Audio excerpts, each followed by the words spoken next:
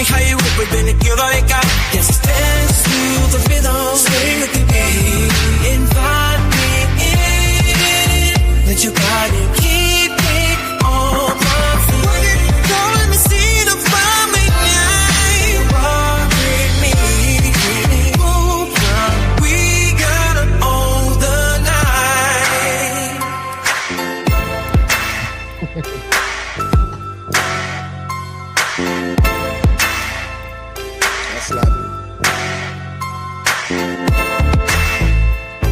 Under flashing lights, we lost in the sound. Got the lights down low, music filling the air. Feel the vibe slow, let go you care. Girl, you know the night is young, let's make it hot. Show me how you work it with a giddy up.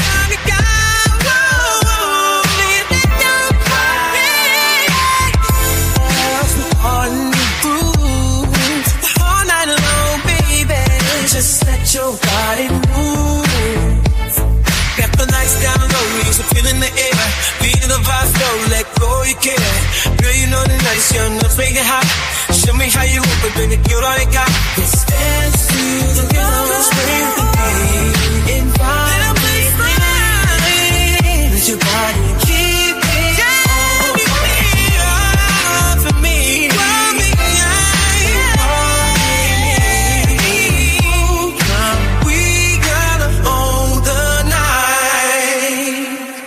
Yeah, that was slapping. What was that? The Midilab show, man. What song was that? Man, the Midilab show, bro. That comes right. It's all in-house, man. We try to push only music that's in-house, man. Hey, that was slapping. Right on, bro. And also, what was the beat that was playing backstage? Another Midilab, L Vicious. Hey, Hub. Everything that we try to promote on this platform, bro, is our own music, bro. Okay. That's the beautiful thing about this, bro. Is that all of our own music. You feel me? Okay. You know what I'm saying? You feel me? How my guys doing? Man, it's been too long. It feels like it's too long. It just feels like it's like a year, dog. I missed y'all, man. It's just been a week. It's just been a week, bro. It's just been a week. On Thursday, I sat down and cried on the couch. I missed y'all. I just had to start off by saying that, y'all. I just want to be honest. I'm an honest guy. Nah, that's what we live for the Thursday night, man. I want to welcome everybody to the Midilab show, man. Thursday night, 7 p.m. Pacific Standard Time. You know what I'm saying? You could be anywhere in the world, but you're right here with us, and we do appreciate it. We do love it. You know what I'm saying? And we got a dope show for you tonight. You know what I'm saying? We've been promoting it the whole night. You know what I'm saying? We've been pushing all night. Excuse me. We've been pushing all week. You know what I'm saying? To and it's crazy because we actually hit 1,100 subscribers. Congratulations on that. Congratulations. Beautiful. Thank you, bro. You know what I'm saying? And we got J Hub in the building. Fairfield's home. You know what I'm saying? What up? What up? 707.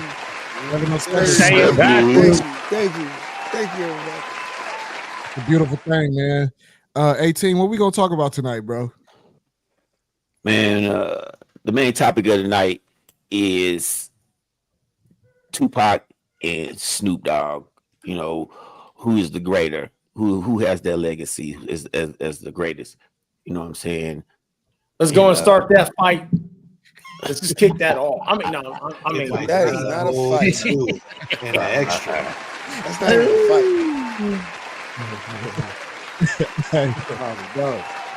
Also, we got a few updates. The past couple weeks. We took last week out. We're gonna recognize a few people who passed away, and and then what's that doctor name? Malcolm Umar. Oh no, bro. That's probably next week, bro. Okay.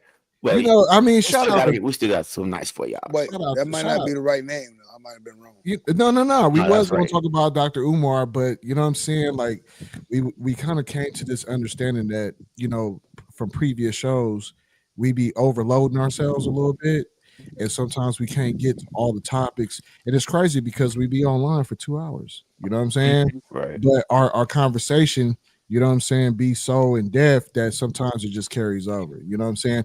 And I want to just give a big shout out, you know what I'm saying, to the homie A2 Breezy. You know what I'm saying? He started his Bible discussions on Tuesday nights. Man, it's on brands and platforms. And I gotta say, just outside watching in, bro, really held it down. You know what I'm saying? It was the first episode. If you haven't seen it, go ahead and watch it on brands and platforms. It was a great discussion. And hats off to you, A2 Breezy. Good looking out. Good looking out. give you Hey, your all props, thanks and bro. praise be to the Most High, man. That's all in God's hands. Yeah. Hey, if y'all got some Midilab gear and you got it on right now or a cut right now, go ahead and say something in the chat. You know what I'm saying? Let us know you here with us. A few people actually bought the glass, bro. Like, it's kind of crazy, bro. Who got a glass on stage right now? My Genius? Yes, sir. Yes, sir. Yes, sir. Yeah. I had to put it away because I can't be filling it up at the moment right now and supporting others. You know what I'm saying? Hey, man. Hey, and also, man, like, just, shout out to the chat. The chat going crazy already. I went back in and I'm like, damn, I'm like 100 comments behind already. Like, what the heck? Hey, Jay, they hyping us up. Hype me up. Bro, you in charge tonight, babe. You know what I'm saying? So let's should I play music or should I I mean, we'll get on the tunes in a minute. Let's pop it off. Let's pop it off. Hey, can I start this then? Can I start this then? Finish that discussion. Can I start this then? No. Hold on. What were you about to talk about? Wait. What subject, yo? Yeah, Mike. What subject? Because we got one subject before the main. All right. The Snoop and Pac one is going last. No. Right after this. Okay, my bad. I forgot. Right after this. We don't need we agreed on. We got to get going. People is busting at the seams right now. We playing around too much. Let's go. Busting at the seams. Let's go. Okay, so let me the first story. So we just gonna react to this. In the remote Ozark Hills of northeastern Arkansas, a group named Return to the Land has established a whites-only settlement, currently home to about 40 members on roughly 160 acres. Founded in 2023 and operating as a so-called private membership association, the community explicitly restricts membership to European and ancestry Christians and excludes Jewish, LGBTQ, and non-white individuals. Arkansas lawmakers and civil rights advocates have condemned the project, calling for a full legal review, pointing out that the U.S. civil rights law prohibits racial discrimination, even in real estate practices. Critics warn this represents a dangerous revival of segregationist ideology under the guise of rural living. So I'm going to run the clip. You know what I'm saying? I'm gonna run the clip. I got 2 clips, but I'm gonna run the first one and then we can react to it. I'm just looking at Tom's piece there, talking to him here. Just throughout the piece, you could really hear them trying to justify what they were doing, talking about the fact that they're trying to preserve their culture and not trying to harm anyone else. And why shouldn't they have a whites-only community? Well, first of all, let me say Tom did a wonderful job of getting them to talk and talk honestly about their beliefs. I mean, the fact of the matter is this is just bald-faced white supremacy. I don't care if you dress it up as what's wrong with us having our own community or any kind of other strange arguments. That's what the deal is. And these folks are following in a long line in the United States of attempts to reimpose segregation in various ways. And it's extremely problematic. And I might add to you the comments about the Holocaust in particular were quite disturbing. Yeah, we just talked about the fact that, how disturbing that sort of denial of the Holocaust was. And just talk us through the legality of this, because, again, they're justifying this by saying what they're doing is not legal. But talk us through some of the things that's going on and whether it is, in fact, illegal, because they continue to cite the First Amendment, for example, and freedom of speech to be able to do some of the things that they're doing. Well, it's clearly illegal to have a project where you're selling land or property on the basis of race. We have a law in the United States called the Fair Housing Act, which forbids segregationist selling of homes. So there's no question that they can't get away with that. You know, these comments about, say, the First Amendment, the right to a free assembly, you're perfectly able to say anything you want pretty much anywhere in the United States, no matter how horrible it is, or to assemble. But when it comes to realty, you're not allowed to do these things. And that's because there was a horrible history in this country of denying people of color the right to buy homes in areas where whites predominated. So I guess the question then is, are there going to be, or is there any legal challenges? Do you think the authorities will start to get alarmed, especially if this starts to create a trend? Well, I'm glad that you all reached out to the Attorney General's office and that they actually responded in this case. My hope would be, and I think the law demands, that there's an immediate investigation into what they're doing and that they're stopped from doing this kind of a racist housing development. I mean, it just is absolutely illegal under American law. And the fact that this is spreading, right, with possible compounds in other parts of Arkansas, Appalachia, the Northwest, is all the more reason to nip this in the bud. Well, Heidi, we're grateful for your time. And Tom, thank you for your reporting. Thank you both. The Midilab Show. I'm just looking at Tom's piece there, talking to him here. Just throughout the piece, you could really hear them trying to justify what they were doing, talking about the fact that they're trying to preserve their culture and not trying to harm anyone else. Sorry about that, y'all. I was like, damn, we're running that back. That's serious. They gotta hear it twice. So are we just gonna chime in about this, or tell me what we're doing? Yes. Tell me what I'm moving there. Can I just say that normal people are moving to these areas of Appalachian hills and mountains. They're not doing that. So I mean, it really don't bother me. They're already Appalachians already. Right. I seen the descent. Everybody's seen the descent, right? When the chicks went to the cave. You get what I'm saying? Yeah. I'm going there. I'm going there. I'm moving away from all you ninjas. Hey, move away from all you ninjas. And you know what? It would take somebody with a light blue background caliber to move there. They can keep that shit. They can keep all of that shit. I don't want to go there no way. You know what I'm saying? Ain't none of my people there. I don't give a fuck. Did you hear the list that she named or which places were? Oh hell no! That's scary movies. Every one of them is a scary movie. Wrong Turn, Texas Chainsaw Massacre. That's where you at, L. Yep. Hey, now, imagine though, if we decided to make an all black town, what you think would happen? They ruined the fun within 48 hours. They're gonna poison the water supply. Yeah, bro, they'll be burning crosses. We know what the history. We know what the history is. Yeah, right. You know, here's my question. This is kind of a double-edged sword, right? Because on one hand, you don't want to allow this to happen, because then all of a sudden this crowd starts popping off out the woodworks. Then on the other hand, though, do you want these people living in your neighborhood? Like, I mean, if you really want to go isolate yourself in the hills and go have sex with your cousin, I really don't want to stop you. You know what I'm saying? I feel like, hey, if you let them slide and then we cut them off with sanctions, it's like, hey, we don't do business with y'all. You know what I mean? You figure out how to you figure out how to manage your own society, but we cutting y'all off. Like, you ain't getting nothing from us, not a drop of water. Don't come down here telling us you had a natural disaster, you've been flooded out. Too bad. That's you. So sad. Yep. So sad. Forget about the iPhones. But see, that's the thing that you know, when I say we, I'm talking about us. Yeah. When it comes to integration, man, we can't speak with a forked tongue. Like, we have to say what we mean. It's not okay for us to isolate or to segregate ourselves against other people, just like it's not okay for them to do it to us. And so we see what happens when the other side and all their entitlement says, hey, we're used to having control of ourselves, and now that we feel like we're losing our culture, you know what I'm saying? Like, oh, they're losing their culture. They didn't lose their last name. They didn't lose their homeland. They didn't lose their identity. They over here tripping like somebody's dragging them off on slave ships. Cry me a river. Yeah. You know what I mean? take those weak genes, go up in the mountains by yourself, and we'll see if we hear from y'all in 100 years. Hey, then they're gonna try to claim the mountain. What if they try to make an all Mexican community? How you think America will react to that?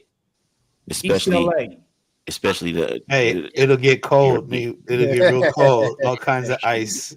Hey, I don't even want that. I am Mexican. You know what I'm saying? Like, I love people like as a whole. I don't want just one type of people. Our culture to me in America is amazing because there's a lot of it. You know, it's not because there's one thing and then you go to another community and it's something else. I'm in Fairfield and we get all of it, bro. And that's why I love where I was raised. That's the craziest part about it. Is exactly what you just said. Yeah. We get all of that, man. We don't even know nothing about racism. We don't know nothing about none of that. Right. Yeah. White folks, the minority out here in the 505.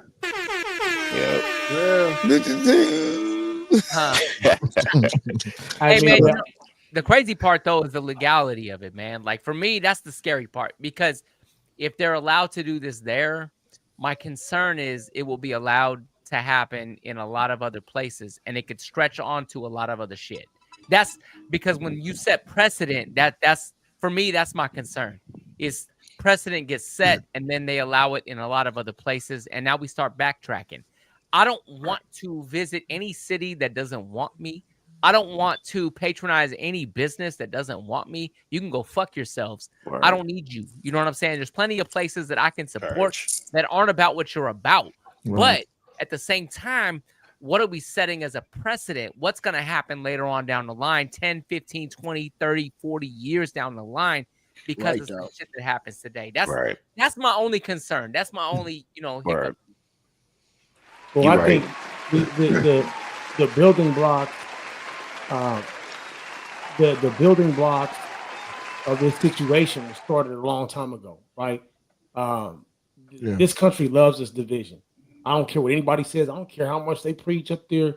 We want to make everybody feel inclusive and stop giving everybody titles. You know what I'm saying? Stop telling everybody you got to have a title as part of your identity. Your skin color dictates who you are. It does not. You know what I mean? Where you come from dictates who you are. It does not. That's real. We know folks that come from the hood, and typically speaking, people think, well, you come from a troubled background. You know what I mean? You a G about yours. You a hustle because you come from the bottom and you ain't nothing but climbing up the top. But how many weak people we know at the bottom? Couldn't fight their way out of a wet paper bag, couldn't crush a weight. You know what I mean? And people would think like, oh, you must be from the hood. No, you're not tough. You weak. You weak just like you came from one of them rich neighborhoods and vice versa. So we set the framework for stupid crap like this by giving people their own set of identity. And then we want to acknowledge that, you know what I mean? To the point of confusion within our own citizenship. We all live on the same piece of dirt. You can call whatever you want. Your last name can end with a Z. It can end with a Y. It don't matter, man. We suck the same oxygen. Word. So, you know what I mean? You get these stupid ass people, but this shit is propagated by the top. And I'm keeping it 100. It's propagated from the top. I'll agree with you on that. I agree with you on that 100%. Don't even mean to cut you off, but they even said it in there. As a real estate agent, I know about the Fair Housing Act. You know what I'm saying? I actually had to study it and stuff like that. And literally, she hit the nail on the head. Something like that's supposed to be illegal. You are not supposed to be able to create whole neighborhoods of white people or one demographic at all. Nor as an agent can we steer people in out of areas based off of anything like race and stuff like that. Stuff like that happened literally as a direct result of the end of segregation. So for the fact that they was able to do that, I feel like they had people on the inside that agree with that. Well, of course. It's the one. Just think about the communities we don't know about, haven't heard about. There you go. Or the ones that we lost. There you go. Ain't the only one. That's how the elected roll. Wait a minute. So what do y'all say about Black Wall Street? That's what I was just about to say. How you lose a whole thriving community? Mm-hmm. And then everybody they weren't like-minded. They weren't the same color. They was different. They were different. But granted, from what I understand, that was during segregation, right? Oh yeah, 100%. Hey, wouldn't you say that it's the same time right now we going through? No. Yeah, but there was no Fair Housing Act before, back in that time. Like Wall Street, Tulsa, Oklahoma was thriving, and they bombed it. And that's only one city that we heard about. Correct. It happened in Philadelphia as well. Americans as well. and on and on and on. It happened to all the ancestors walking the lands when they pulled in like Apocalypto. Mm-hmm. You feel me? When these came on them ships. It's our land. I mean, are we mad for those white folks that No. built their own civilization? Are we mad for them? Nah. We already. What were they following though? We Because already in no other peoples was. Shout out to my brother Wasted Talent, man. He in the building with us, man. Wasted. Word, what's up, Wasted? Hey, if anybody turn my mic off, man, somebody turn my mic off again, it's gonna be some trouble. You gonna be in big trouble. Turn my mic off again. Somebody turn your mic off, bro. I don't know. Turn it off. But you turn my mic off again, it'll be trouble. Don't turn my mic off again. That was you this time. I ain't touched the keys. Don't turn my mic off no more. It was a ghost. So, Wasted, what we talking about is we're talking about the community that was built up in they're building a community, all white community in Arkansas. You know what I'm saying, in the Ozarks. And it ain't Black Wall Street. It ain't that. So yeah, just I've heard something about it. Yeah, we ran the clip already. I got one more clip I was gonna run, but just to catch you up to speed, you know what I'm saying? We've been partying, you know what I'm saying? Shout out to everybody in the chat that's watching. Man, they keeping it live, man. Yeah, it's pretty good. Appreciate y'all. Hey, we should take a break more often. Oh, no, stop, man. Stop playing. I didn't know what to do with this. Oh, man. Hey. I was sitting in a corner looking like the Blair Witch. Don't do that again, bro. Don't do that. Don't do that. Hey, man. I got a real quick something I got to touch on. Go ahead. A2 Breezy, you mentioned that, we giving out all these titles. I know several people who are not born here who earn their way to legality status here, and not one of them has ever said, oh, I was born in blah, blah, blah, and I'm an American citizen, but I'm a blah, blah, blah American. You know what I'm saying? Case in point, y'all know my homies from Work Watch. My homie Fritz, he's from Guatemala. He was born in Guatemala, man, but he moved out here when he was a late teen. You know what I'm saying? Started a family, everything, became a U.S. citizen. He don't say I'm a Guatemalan American. He says I'm an American, and he says it with pride. You know what I'm saying? Like, for him, that's a badge. Like, he's an American citizen, and it's not fuck where he came from, but it's about I'm where I'm at, and I'm riding with where I'm at. Yeah, I mean, I definitely agree with that. I mean, when you look at conversation Jay Hub and I was having, just really jumped online. You know what I'm saying? Ain't nobody suit up and go out there and engage their blood, sweat, and tears defending this country so they can call themselves something other than American. Word. You put that uniform on, you represent the United States of America. That's everybody in here, black, white, and otherwise. I mean, we serve with people to our left and our right. There ain't nobody stopping when they throwing rounds to stop and ask what color you are or your ethnicity or what. You know what I'm saying? Well, we bang all out. Let's for the United States flag. And whether we agree with it or not, whether we like the politics or not, we all leave. We all come home together. And it's the sad part about it is we can go overseas and we can hold it down from different walks of life. Half of us don't even speak the same language most of the time. But then we come over here and people who've been here the whole time can't even work it out amongst themselves. Right. Every day. Our leadership can't even do it. These fools don't even know how to be diplomatic in front of the American public to set a good example of leadership. But the problem is we as citizens will apply that garbage on because it looks cool to see two people tell each other off. We're more worried about, you know what I'm saying, being entertained than we are being stately or being proper. And then when it comes down to this, we all walking around with the potty face. Like, how is this happening? We got ignorance running the country. Man. I mean, what context are we talking about? Like, is there an issue because, there's a delineation between different races or people explaining themselves as what kind of American they are? I mean, because look, let's be for real. This country was built off of that, right? This country was built off of, you had the natives that were here.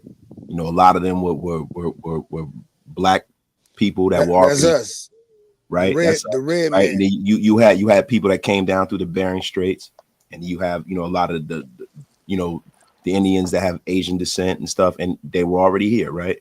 Yeah. And then you had a country that was essentially built off of racism, right? So when you have a construct like race, and race is a social construct, right? It's about the land, the race to all of the resources in this country. right? Now you have a situation where this is what this country's been built off of, and it's been running off of that construct.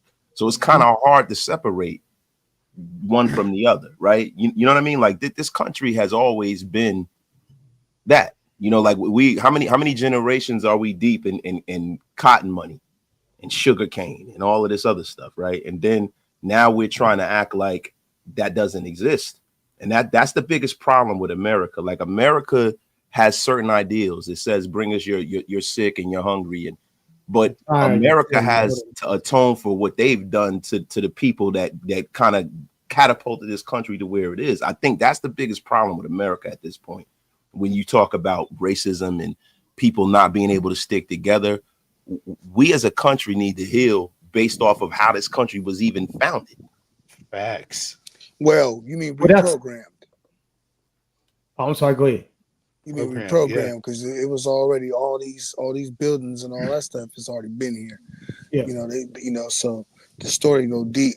You know what I mean? The thing about it is everybody what you're talking about is from the slave aspect of thinking from the story, but from a different point of story, you got to think of POWs, people that was already here. The New World, they called it. No, I'm talking about the people who are already here, like the mound people who were here. Yeah, that's the same Indians. Thing. That's exactly so and then we talk about the Dawes Rolls.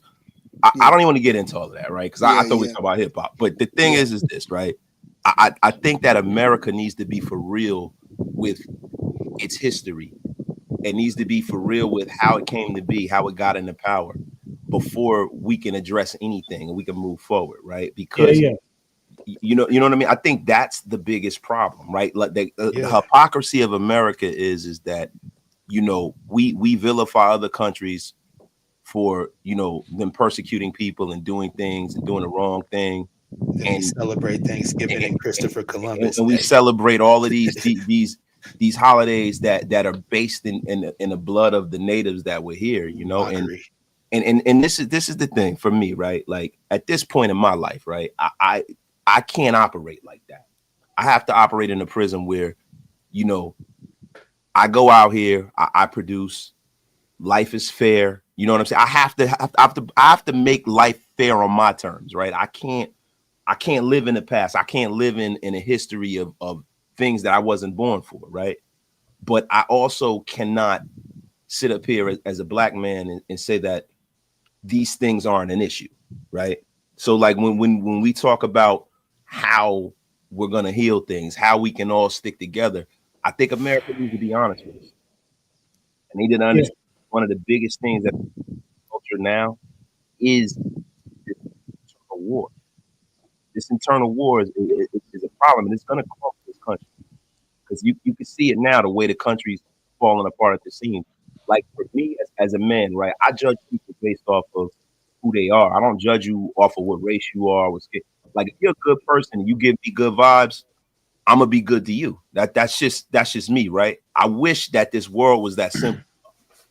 And that's the thing, this world isn't that simple. And there's a lot of nonsense that's been going around. And I think that, you know, just as a whole, like we as a society really need to kind of detach that from our psyche, man. Like if we don't, this country's not going to be able to continue this way, man. It's not. Well, and this country gonna be able to continue until the end of time. They got the United States Army, 11 Bravo, 11 Bang Bang, ready on standby. They got Navy fleets. We the most destructive. This thing is the military aspect of the game. This ain't going nowhere. This is the Holy Land where we at. The mound people you talking about, Detroit. That's y'all. It's the military mecca. They ain't got a chance in hell. Touch on what you said, brother. That 100% agree with everything you said. I agree with. My point is, like, so to me, that's old news, right? We know that it's history, literally, it's old news. Yeah. If we continue to live the same way we've been living, we will get the same thing we receive. Right. And in scripture, the Bible says a house divided among itself cannot stand. So these the divisive labels are the problem. Right, we can't go back and rewrite history, but we can correct it from today forward. And it's possible, because if it wasn't possible, God wouldn't have told us to do it. So as we sit here today, if we continue to acknowledge all these lines, and all division does is keep the people who are in power in power. Anytime we've seen historically where people come together and the masses are united, they have an issue. They have to create a narrative that brings us back into separation. Look at September 11th. We ain't got to go far. It's done 11th. Every year. It's done yearly. When you look at September 11th, you couldn't buy an American flag in the store. Everybody was an American. We took away all the dividing lines. All of a sudden, we became people. And then it was within 1 year, all the divisions started to be introduced back into the population. Now, if you're able to resist the system and keep that unity, please believe you're gonna have a couple of alphabet people on your back, on your bumper. And what I'm saying is, it doesn't take a specially designated person to take a position of leadership in order to activate the people. If we activate in pockets, they wouldn't be able to keep up with us. I don't know, man. I mean, see, this is the thing, right? Like when you talk about September 11th, right? We say everybody was united, but not really, right? Because we just traded one enemy for the next, right? So it was like, you know, in American psyche, it was like, all right, you know, we have our little petty wars, and then they took people who were from the Middle East and made them the enemy. Yeah. Where you had a lot of people, a lot of guys that I'm friends with that, you know, are from that region. They got attacked and they got, you know, harassed, and you know what I mean? So it's kind of disingenuous to say that. And to be real with you, right? When we talk about the biggest problem in America, is a class war, right? Like you have a less than 1% of this country that control the world. They pretty much rule the world, right? And then you have people who really don't have the means to worry about nonsense like that. Like you got people that are living in like they're one paycheck away from disaster, and they're worried about people who don't look like them when they need to be worried about how they're going to survive next week, how they're going to put food on the table, how their kids are going to be able to survive. Like we're like probably like 5 years away from having like a big problem in this country, right? Like you have every day AI is getting rid of just industries in one fell swoop. Like you got jobs, like you go into Walmart, even menial jobs, right?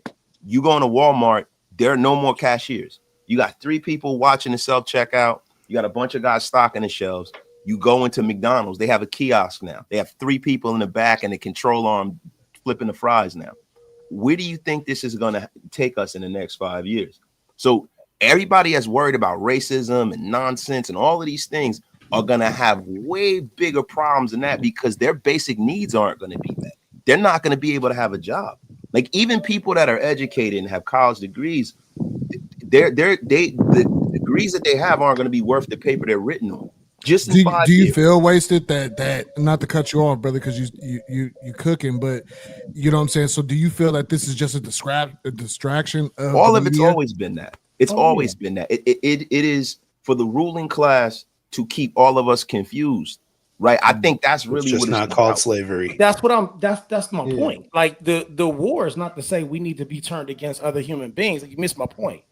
My point is, whenever we identify a common enemy, it brings us back together. We remember that we're all human beings. So whether we want to be pointed at another group of people who are just like us, struggling to survive, or we begin to recognize where the real threat is, the point is we are unified by a common struggle. And then somebody masks that common struggle, and then all of a sudden we forget where we are, and it has to start here first. It does start in a small community. It's not going to start. Well, I would love to see it start at the White House, but we're expecting them to fix our problems. That's foolish. It starts with in the neighborhood. It starts with conversations like these. People of like minds getting together, and we begin to bridge those gaps for ourselves to the point that it puts pressure on leadership where they have to either follow suit, right, or they get outed for what they truly are. Now, it takes a very strong mind to be able to see through all of the distractions, because we are surrounded by them. It's a whole lot of distractions. So let me ask you a question. Like, how do we put guardrails on the existential threat that technology kind of is to humanity, right? Like, so you have like AI, right? That's rewriting code. You can't shut it off, and it's eliminating like just. I mean, we're always gonna human beings are fallible, right? We are not perfect. You know what I mean? Like just on a visceral, even primates, right? The problem with chimpanzees, not that like kind of ramble, but like the problem with chimpanzees is when you have chimpanzees in a zoo, you have to give all of them the exact same thing, because if you don't, what winds up happening is if you're the zookeeper and you don't give all of them a banana equally, they're going to say, why did they give him a banana and not me a banana? And they're going to want to rip your ears off. That's just how humanity is, right? Like if somebody has more than me, just by, you know, how I'm made, I could feel like, yo, he has more than me. I got to take what he has. Like those little petty human things that go on, right? I think that's driven. Is that even really human? Yeah, you know what I'm saying? I guess it's human. Maybe it's just a primal thing, right? Like when they talked about manifest destiny back in the day, right? You have a cattle herder, and it's like this guy has 3 cattle, and the other guy has 6. Guess what? The guy with 3 has 9 now because he just killed that guy and took 6 of his cattle. That's how America was kind of built, right?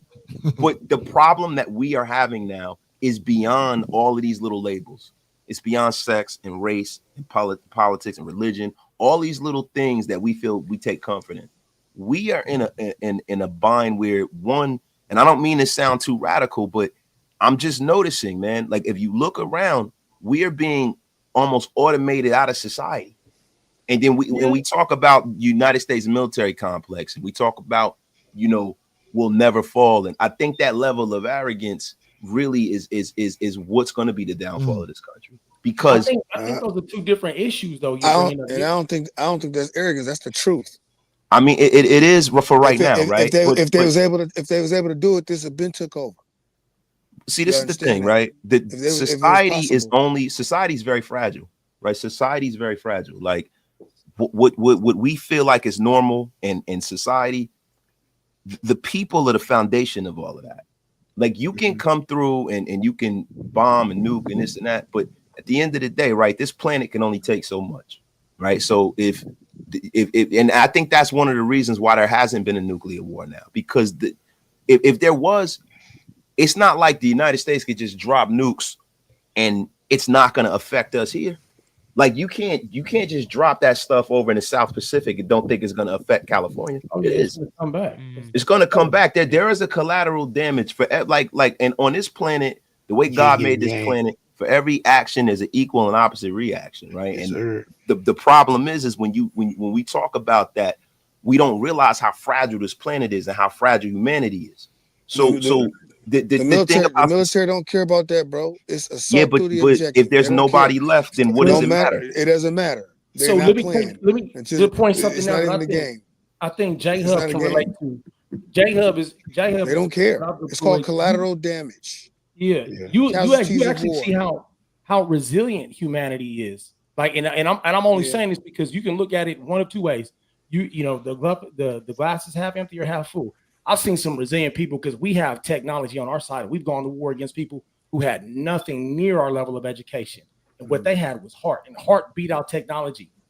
Ask anybody who's been in Afghanistan and Iraq, right? Yeah. Serving almost 30 years, brother. I've seen it. I mean, I don't have to watch TV. I was there.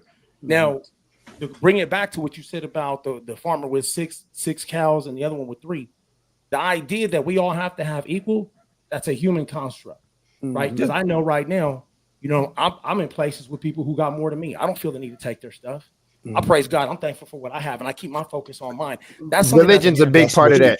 Your religion's a big part of that, though, and why you have that outlook. But I give God all the grace, right, and all the glory for sure. But what I'm saying is that there are a lot of things that are introduced to us by people who don't care about us, and it seems like they're over here trying to push this equality thing. Oh, you should have. But the thing is, and I actually was just watching the study on this by a gentleman named Chad O. Jackson, who was talking about how we were willing to work and thrive for hours until certain ideas were introduced to us. And then we took on a criminal mindset because we thought we should just have these things. It should just be given to us. But please believe that long before we became criminals, man, we was out there hard working. They had to burn down our cities. They couldn't defeat us in the business realm. Right? So some of these things are suggestions. It's not necessarily just blaming it on our nature. It is human nature. It was somebody's nature to try and control us. I think we have the ability to overcome technology. We have the ability to overcome the psychological warfare that's waged on us every day. We can beat these things out. 100% we can. But like, in a sense, some people can, right? Yeah. But couldn't the majority? Because if you really look at it, right, from this prison, right? Just look at, you know, like you talk about, you know, programming, right, and the criminal mindset, right? The people who essentially started this country were sent here because of what? The Puritans. Why were they exiled from Europe? Protest. That's a story, though. That's not that. You know. So that's just a story. Yeah, I mean, it's not necessarily right. Like, so a lot of America is woven in people who, you know, it's like if you look at the robber barons and you look at the Industrial Revolution, these guys committed criminal acts to get their money. You know, you talk about the Vanderbilts and how they built up the rail system. I agree. The Rockefellers, and so that the thing is, most of us are. I say that humanity and people are essentially good. Most people are essentially good, right? But it's that 1%, man. The And devil that's the is thing alive, that moves the man. needle so big. And that I think that therein lies the problem. The people who are stirring all of this stuff are the people that are that way.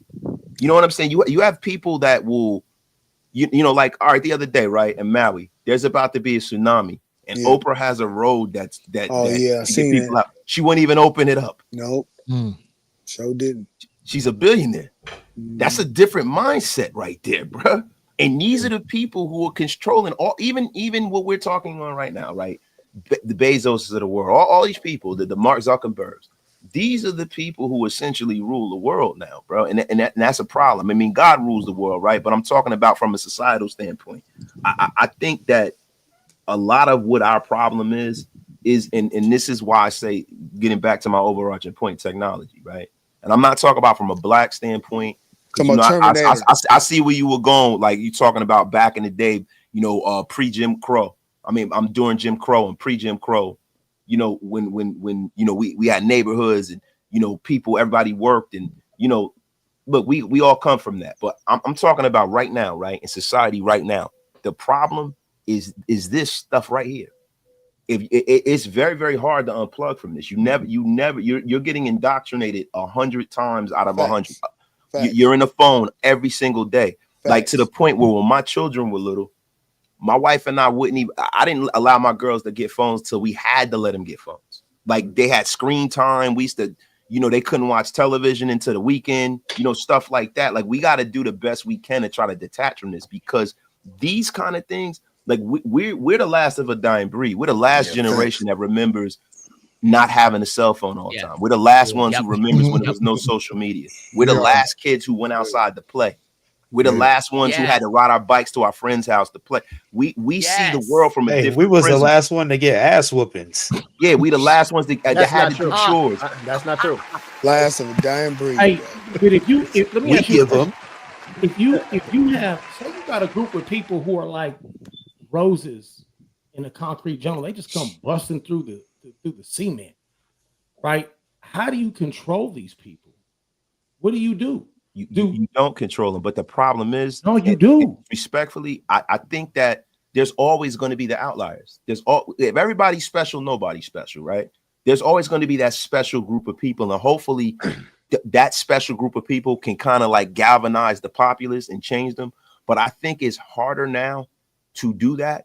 It's harder to have a person like, say, for instance, L.Haj Shabazz, Malcolm X Shabazz. It's harder to have people like that are not pushed. It's harder to have the Stokely Carmichael. It's harder to have guys like Marcus Garvey, right? Because the things, you can't trust anything you see anymore. You could believe nothing that you hear. Where you had people that were interacting with each other, they had actual discourse. They were in front of each other. They felt each other's vibes. Now you have people who can really use all of this technology to just brainwash people, and it's very hard to get away from this stuff, bro. So It is. Let me drop this to finish my thought in this other one. One, Ecclesiastes says there's nothing new under the sun.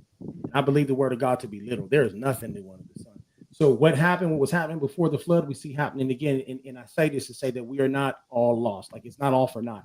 The other thing is, my point is, when you do have a people who are extremely, extremely resourceful and who have shown that they will rise to anything. I'm not just using black people, because we are not the only ones. I think people in general, in order to control that type of people, you have to get them to believe that they are dependent on you for their needs. Because when the government wasn't providing for the needs of certain people, they made it happen anyway, and made it happen better than everybody else. So what they say, when you can't beat them, join them. So then you tell people, no, we'll do it for you. 40 acres and a mule. Just wait for the government. They're gonna provide for you. You know, oh no, you guys should be entitled. And they use their own statements, even though they don't believe in these things, right? To capture us when they say we hold these truths to be self-evident that all men were created equal. And we know they don't believe that. Give us your tired, your poor, your huddled masses. We know they don't believe that. One nation under God, indivisible, with liberty and justice for all. We know that's not happening. But as long as we keep standing by and waiting and anticipating, because we think we need them to provide it for us, they do have control. And we can change it. And I'm not saying all out revolution, let's kick off into a war. What I'm talking about is an organized change of direction within small cultures that come together and culminate in one larger movement. But doesn't that get one Fred Hampton? Yeah, I mean that's I mean, so you might as well pick up the sticks, right, and play the drum cadences. Yeah, because I think something like that will literally go against. I think that I could see something like that happening, and you would see something very similar to when ICE was in LA and you had people protesting and stuff like that. You would literally meet resistance from like the government, because I genuinely do believe that things like racism and like separation among classes and everything serve a function in this society. You know what I'm saying? And they see it. Only a couple people like genuinely do see it, but I don't think that there will be a change because of the fact that it's so embedded into our stuff that even if you have people who fight it, it kind of is like then people are always going to be seen as deviant in their eyes of a bigger picture. So it's like when we say you really do got to start at the top, like you really have to start at the top and break this whole system down and then have a plan to like rebuild it. But I feel like in cases like that in history, that's when you got like governments that get overthrown. So I was just going to throw out there that I think that it starts in the home. I think that if each one of us who have children, that we instill a certain value system, and that's what creates a community. Then you get an LXL. Look at this young man right here. Absolutely. You know what I'm saying? When he said there's nothing under the sun, I genuinely do believe that. I feel like a lot of the guys that, you know, previously in history, they went out to the masses and they spoke and they did all these things, right? And encouraged the public, the community, and all that stuff. I think that the community is within us. So if we know that we have children, we have grandchildren, or anything to that nature, that is up to us to actually instill the value system that's correct to help rebuild society. That's what I feel. See, I mean, this is the problem, though. How do you know? And this is why I say this is going to be something that it might be one of the hardest obstacles to overcome in the history of this world, because we are in a time now where we can go on a phone and I can make a prompt and put people's names and faces in it and make it look exactly like they did it and they weren't even there. Absolutely. And that's, bro, and that's pretty much what I'm getting at, right? Like AI got him bugging. Unless hey, you bugging out. Hey, you bugging out up there. Hey, Terminator. No, I'm like, no, I'm just being for real, right? Because perception is reality in today's world. A lot of people don't know about AI, bro, and how vicious that it really is. You talking about Skynet technology, bro? It's crazy. No, I've seen it because I can put this on the screen right here. Look at this shit. This is AI. Hey, but isn't humanity, when we speak of humanity, isn't humanity to adapt and evolve? So if we're faced with these things like AI, then isn't it prevalent that you learn how to code, or you learn how to be a forefront of somebody who shuts down, fixes, or maintains, constructs networks? So when it comes to AI, bro, they're going to try to govern it. There's no way that they can actually govern. It's here. It's just like when the internet came out. All right, when the internet came out, everybody was panicking. Everybody was like, "What's going on?" I'm talking about jobs wise, though. But as far as AI government goes, that shit just got shut down. The president just signed some shit to release all that shit to let it go free. So we got Skynet and the Pentagon and the Pentagon just got Elon Musk's AI technology. The Grok shit. Yeah. Hello, Skynet. Hello, Terminator. Yeah, they hear. So bro, listen, they've been using, things like I don't know if you guys have you ever read a book about the Tavistock Institute? You ever read it, like how they use, you know, propaganda and stuff like that to Yo, where this guy from? Where you from, bro? Jersey. I knew he's from Jersey, across the turnpike. I can just tell. So you know, they used, you know, propaganda to be able to enter World War II, because a lot of people don't realize the United States did not jump into World War II initially. The United States actually became a superpower for World War II, selling weapons to both sides, right? And then they get into World War II, they use propaganda like Rosie the Riveter and Uncle Sam and all of those different things. You guys remember those pictures and things you grew up watching? You talking about Bush's the grandfather was selling. So, I'm talking about like I'm talking about the Rockefellers and stuff like that, right? Or just you know, the way our education system was built and stuff to make better workers and things of that nature, right? So this government and has always kind of used propaganda. How do you fight against things that look real? You can't. Education. How do you do that unless you detach yourself from all of it? Education. You educate, but it's here now. There's no way to detach from it because it's here now. It's just like with the internet. When the internet came, everybody was panicking. 1990, Mike Genius, we was in Sacramento. You know what I'm saying? We was looking for the power outage. We was looking for the power outage in 1999. Me and Mike G was roommates, and we was waiting for the power outage. You know what I'm saying? On New Year's, and nothing happened, and we learned to adjust to it. I remember there was a time when the banking systems was like, I would never put my personal card information online. That's all we do now. Yeah, but you know what I'm saying? Money out. If I'm being honest, right? Like it all depends on how it's being weaponized against you, right? Yeah. Like perception. I agree with the AI. Wasted. I agree with the AI. It's not. I mean, and it's not just AI for me, right? Like I'm just the technology. It's supposed to bring people together, but it really brings us further apart. Bro, I see so much stuff online that's trash that people have access to, from VO3 all the way to Clean AI, and I see that they only put trash up.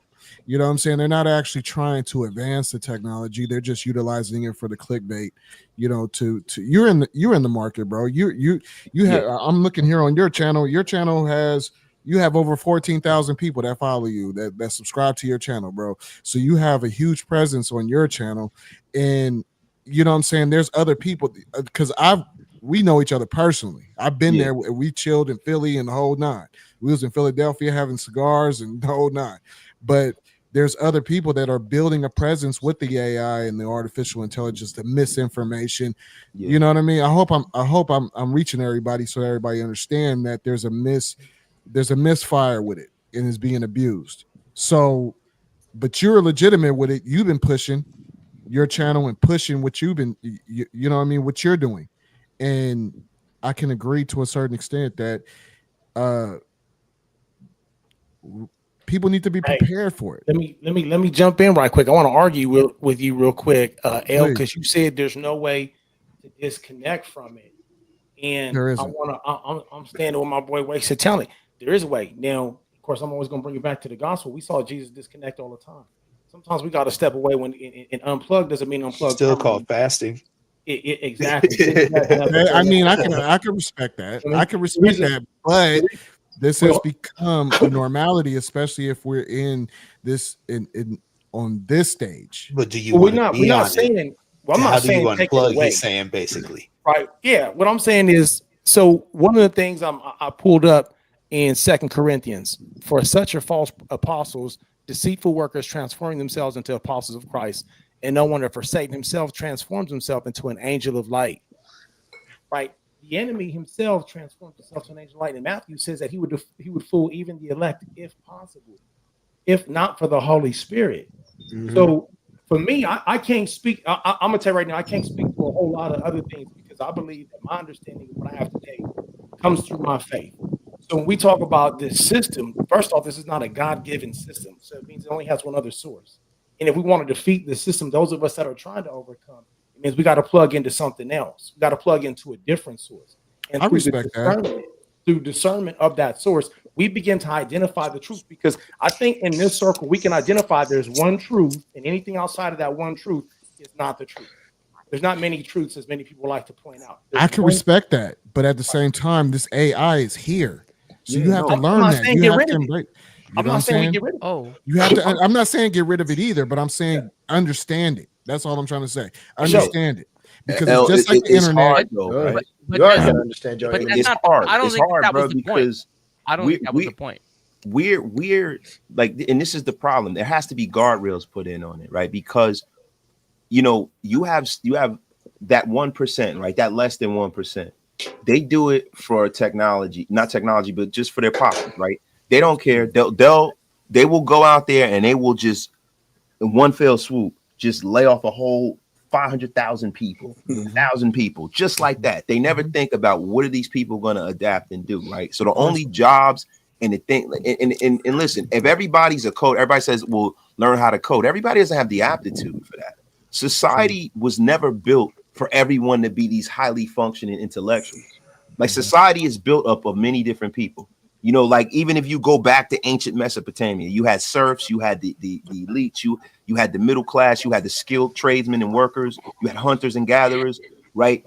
There's no delineation between the worker, the skilled worker, like and they're trying to eliminate that, right? Like for me, right now you have plumbers, electricians, HVAC guys. Those are the guys who work with their hands. People that build things. You don't have machines that can do that yet.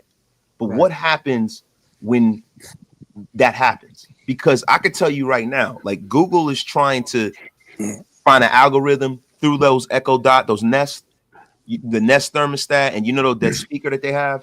Like what was it called again? Dot and you know what I'm talking about, the speaker that people have in their house and stuff. They're trying to find a way to listen to the appliances in your home. That algorithm, send parts out to your house to have people just come out. They're trying to automate everything, bro. And that they have to put guardrails on that. That is a problem. It's an existential threat to society, because if no one has a job, it'll be like the French Revolution. If no one has money to work, nobody has a place to work. You only have, 15% of the community with an actual job that's paying them. What do you think's going to happen in society? So there is no more society. It crumbles. Yeah, we've been talking about this at my job forever. So I'm in everybody else knows I'm in the garage door industry. I've been there for like 16 years now. You know what I'm saying? Repairs on garage doors, there's not a whole lot of people with institutional knowledge who can just walk in and immediately look at something and go, I know what this is. We get a lot of customers who call us, asking for, hey, have you ever seen this before? And I'm like, you know what, man? Yes, I have. And I'm surprised that y'all haven't. You know what I'm saying? Plumbers, electricians, folks who do concrete. There's less and less of these people because everybody's looking for, oh, let me get into this AI thing, or let me get into this technology thing. There are people in my industry that charge a lot of money now because there's less people in my industry, and so people finding an education in fields that are hands-on, you can charge your weight in gold. You could charge your weight in gold, and I don't want to speak about the experience, and you have the mind and willpower to do yourself when nothing is. Well, I mean, bro, you got a situation now where you had a whole generation of kids 10 years ago were told that coding is the future. They had coding classes. They had all of this coding. Go to school for coding, right? Now you can go on ChatGPT and it codes for you in 2 seconds. Where are those jobs at? That's true. But see, that's because I'm a coder. And that's true, but the thing is when you step into that world, when this starts happening, you need to learn how to do the prompt management for the AI. So you need to shift that over because you already know how to code. You could tell, and matter of fact, being a coder, you can go ahead and tell the prompt management specifically how to code it compared to somebody who don't know how to code. You know what I'm saying? That's now, so right? It's still an asset to have. If you have that asset, it's still a good asset to have. How many years are we in the AI now, right? What are we? like About to 3 where it years. got rolled out? How many years? AI actually came out in 1940 something. And y'all, bro. yeah, exactly. That's what I was gonna say. But We talking about we have machine I'm learning talking now, about that's been and now accessible to the like public. ChatGPT, it's Yeah. been Probably like a couple about years. 2 It's been years, about 2 and it's years, moving about fast. almost 3 years. And look how many leaps and bounds all of this stuff has grown, right? So Yeah. like personally, right? We talk about, you know, when you talk about society, right? You talk about bringing us all together. The first thing that needs to happen is that everyone's basic needs on some subsistent level needs to be met. People need to eat, right? People aren't worried about what you look like if their stomach's touching their rib cage. Nobody cares about that. If they don't have clean water to drink, right? If the air is not acidic and you can't breathe and it's, you know what I'm saying, and the planet is uninhabitable. That's a whole nother that's a whole nother group, like kind of like group of problems, right? And then, you know, when you get down to it and all your basic needs are met, you have food, clothing, and shelter, right? Right. Now you can ponder, now you can wonder, now you can want, now you can dream, right? Now you can hate, now you can love. All those little visceral things comes from your basic needs being met, right? Like So when your Maslow's basic hierarchy of needs. yeah, it's a hierarchy of needs, right? So now once you don't have that, what do you think is going to happen? Because all of these things, that's what's going to bring everybody together. Like chaos. Everybody's going to be like, yo, what the fuck is going on? We don't have anything to eat. We can't grow our own food. The government is all over us. Bill Gates done bought up all of the damn farmland. China's bought up all the farmland. We have GMO food. We're all sick. What the F are we going to do? We can't beat the military by throwing rocks at tanks. What are we going to do? Right? I think those are the things that are going to bring us together. And the only thing we got left is God. That's it. Mm-hmm. That's the only, and I didn't want to get into no spirit. That's basically my whole ranting is to say, when I say detach from all of this stuff, detach from it, you got to detach from it and get into what's real. Because the only thing that's going to save us now is that man upstairs. That's it. Your word. That is it. Bottom line. Everything that my grandfather told me, because my grandfather was a preacher, everything he told me when I was a kid, and I used to think he was bugging. My grandfather was 97 years old when he died. Everything he's saying is coming true right now. Everything in the scripture that he was talking about years and years ago, you can see it in real time. You can see it. It's coming true, bro. And I'm not some holy roller. I'm not here to tell you what to believe and what not to believe. But what I will tell you is this world that we're all tapped into, that and I'm not gonna act like I'm in it and out of it. Yes, I have a social media presence, and yes, I love football and things like that, and this is what I talk about. But I'm telling you right now, the only thing that's going to save America, that's going to save this world, is love. That's it. The rest of the stuff, man, that we talk about, race and this and that, and going back in the days and trying to rewrite and reweave. See, me as a brother, right? I need to understand where I came from. I need to understand that. I need to teach my children where we came from and what our history is and what the history of this country is. Because if you don't look at the past, you're doomed to repeat it, right? But the only thing that can save them and could save could save this country is people tapping into their humanity, tapping into goodness. Because I'm telling you right now, the people that are running this world, bro, these people are not for us. These people are not for us, bro. Anybody that could come out with things like, when you look at the metric for most major corporations, the metric for major corporations is reducing headcount, finding vestiges of technology to reduce headcount. They're even doing it in the United States military. Yeah, they don't need as many soldiers anymore. They got drones now. What? Let me tell you, that's a myth. I'm only gonna throw this out there. I know we'll go down the rabbit hole. It's a myth. Technology going down always come down to us on the battlefield doing what we've always done. And I say that whether it be the virtual battlefield, the neighborhood, the spiritual battlefield, it requires putting the meat to metal, right? And so what I'm saying is, I agree everything what you said. Going back to what the original topic was, these people wanting to be their own, and me saying that we got to smash the lines of division. I agree with you. In order to do so, we got to go back to God's love, because He sees all of us the same, right? There's those of us who believe, and there's those who don't. And at the end of the day, that's the thing that's going to be the conquering force. How we get there, though, is recognizing what's being around on us, which you already pointed out. I say discernment. And that's what I'm going to leave it as, discernment right there, man. Without that, we got nothing. We blind. So study your word, because that's how you gain discernment. Good versus dive into it, because you could be a Christian all you want to, and you could still be deceived. These people who was over there in Arkansas was marketing themselves as Christians. You know what I'm saying? These people who were in positions of power marketing themselves as Christians does not mean that they're doing things the Christian way. So when they say hop in your word as a Christian, really study it, and that's how you obtain discernment. I respect that, and I respect everybody that spoke their piece.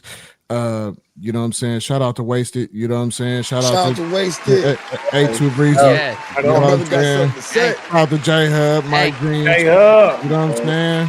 Bang. Yes, sir. You feel me? 18. You know what I'm saying? Jaguar. We in the building tonight. Midilab show. And Wasted had made a point. He was like, "Man, I came here for hip hop." Yeah, man. I mean, what's going on, bro? Yeah, I got my purple tape shirt on, bro. I'm ready, baby. What's up? Hey, we did not make you do that. you did that to yourself, sir. Bro, listen, man. I gotta show y'all how to be fly. You know what I'm saying? Hey, I appreciate it though. You had some gotta educate y'all, you know? Shout out to Jersey. Hey, I gotta tell y'all, Wasted, when I went out there to, you know what I'm saying, when I was kicking it with him and Graf, you know what I'm saying, Wasted took us through Jersey, you know what I'm saying, got to see the real, like firsthand, drove us through Jersey and really gave it was a dope, bro. I never told you that personally, bro, but that was dope. You know what I'm saying? Really going through Jersey. Took you to my old neighborhood, you know. Yeah, that was wrong. You know what I'm saying? At night too. You feel me? So it wasn't like just, you know what I'm saying? So that was a dope experience, because I've been to New York a few times, and just being able to go to New York and, you know what I'm saying? But I never really had the opportunity to really go through Jersey. Like the time the first time I went to New York, our sister Mike Genius, you know what I'm saying, Sincere, you know what I'm saying, she lived in Jersey. You know what I'm saying? But we only stayed at the spot. We didn't go out and really see nothing. She took me to New York. So I seen all the boroughs in New York and all that, so which was a beautiful thing. But Wasted took me, you know what I'm saying, and Graf, you know what I'm saying, through Jersey, and it was a beautiful experience. Yeah, I mean, we coming from California. We went to New York, Philly, we was in Jersey, everywhere. Yeah, we was in Philly. Yeah, we was in Philly the whole night. Like, you know cheesesteaks, everything. Yeah, nice, man. It was that's a hella good right now. Yeah, that was dope. Well, you needed some green chili on that bad boy. Dope experience, man. You know, at the Midilab show, we like to play music. You know what I'm saying? Shout out to everybody in the chat. Everybody's been, you know what I'm saying, engaging in the chat. You know what I mean? It's a beautiful thing. We do appreciate that.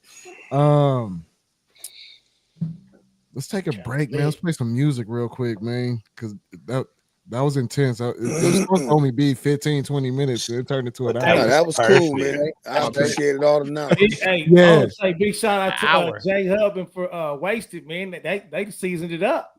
Man, straight up. I like old Wasted. Man. Wasted got something to say. Wasted got the knowledge, man. Kicked in there. What's the word, kid? Hey, I'm glad I had at least one infantryman on my back, man. It was gonna be tight up in here if I had backup. I mean, hey, Hubbard don't never go away. You know what I'm saying? Always on standby. You know what I'm saying? I'm always on standby. Always. What you gonna play, L? What you gonna play, man? I'm gonna play this record, man. It's just, you know what I'm saying, featuring Mozzie and Millie's, you know what I'm saying, East Coast, West Coast, you know what I'm saying, produced by the Midilab show. We only drop hits on We Love Radio. We gonna chill, man, and then we're gonna come back to the real thing.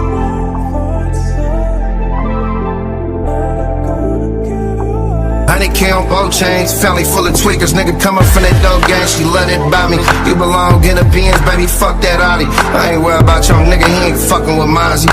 Leather so soft when I touch on the body. I be off of Percocet, she be up in the Molly, it got her own one. Cotty ain't a see-through face, then it's the wrong one. I be in that till it's tore up. I can't leave it alone, I need some more of it. Dweller on my wrist, ain't nothing, I got like 4 of them. Said her baby daddy a fella, but I don't know of him. He ain't ringing bells in the pity, then he's a dud. Made her stuff blinking her Louis, you with a thug. Treat the European like buckets, I'm from the mud. Side bitches got her on Insta scribbling subs. Could never kiss my mama the way I'm kissing this girl.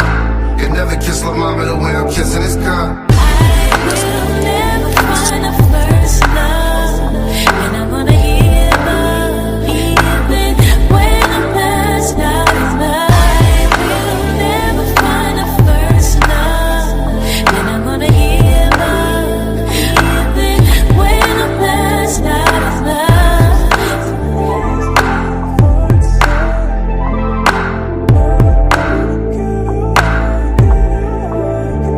Who you out here fucking if it ain't me? Paid the price for love, you know it ain't cheap.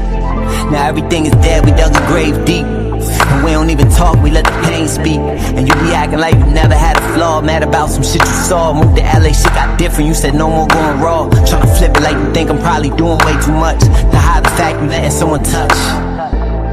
Shit is convoluted and I kinda knew it, but I still get that like embalming fluid.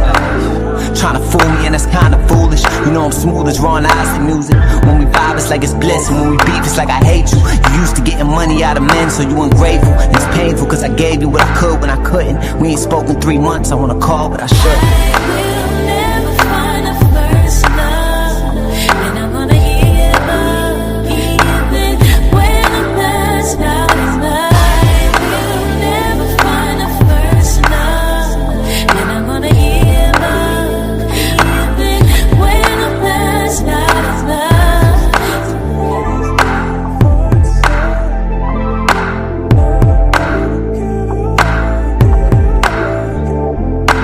We only drop hits on We Love Radio.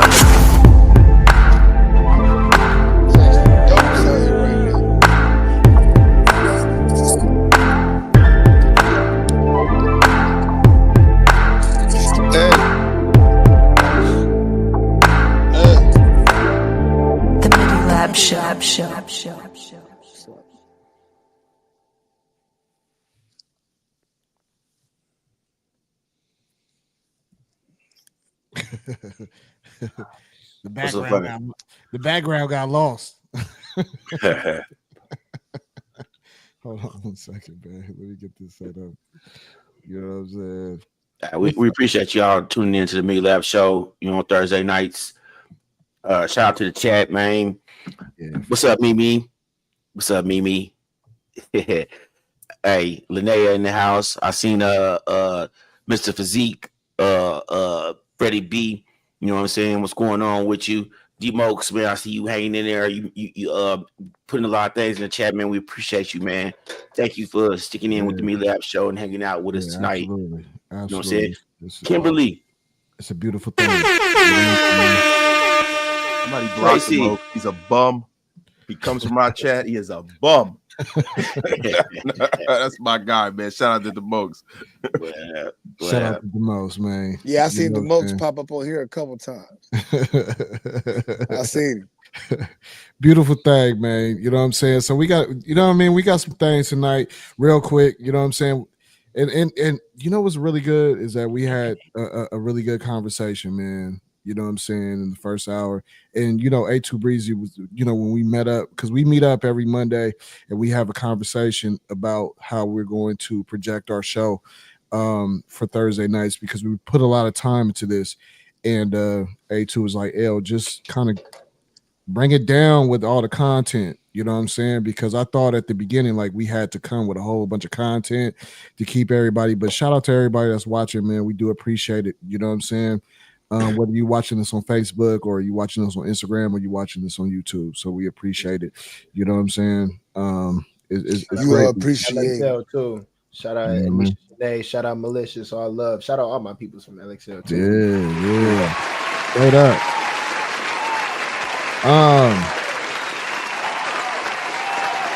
All right, so hold on. Let me give one more shout out, man. Shout out to Jesse and Jody. You know what I'm saying, in Wisconsin. Thanks for tuning in. Yes, please. Yeah. Thank you. You know what I'm saying? Make sure you go to baymerica.com. Hey, bro, Mike Jr., show that glass. You know what I'm saying? 18, show that glass, bro.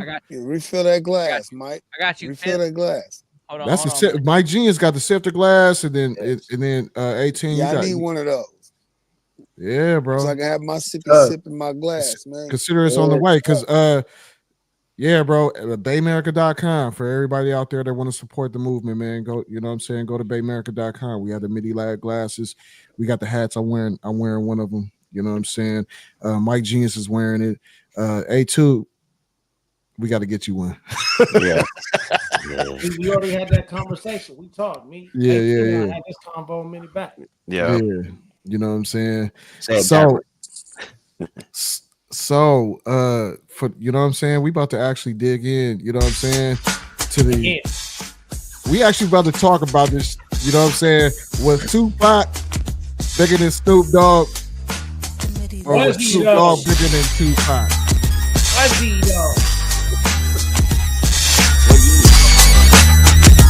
We gonna roll into this, man.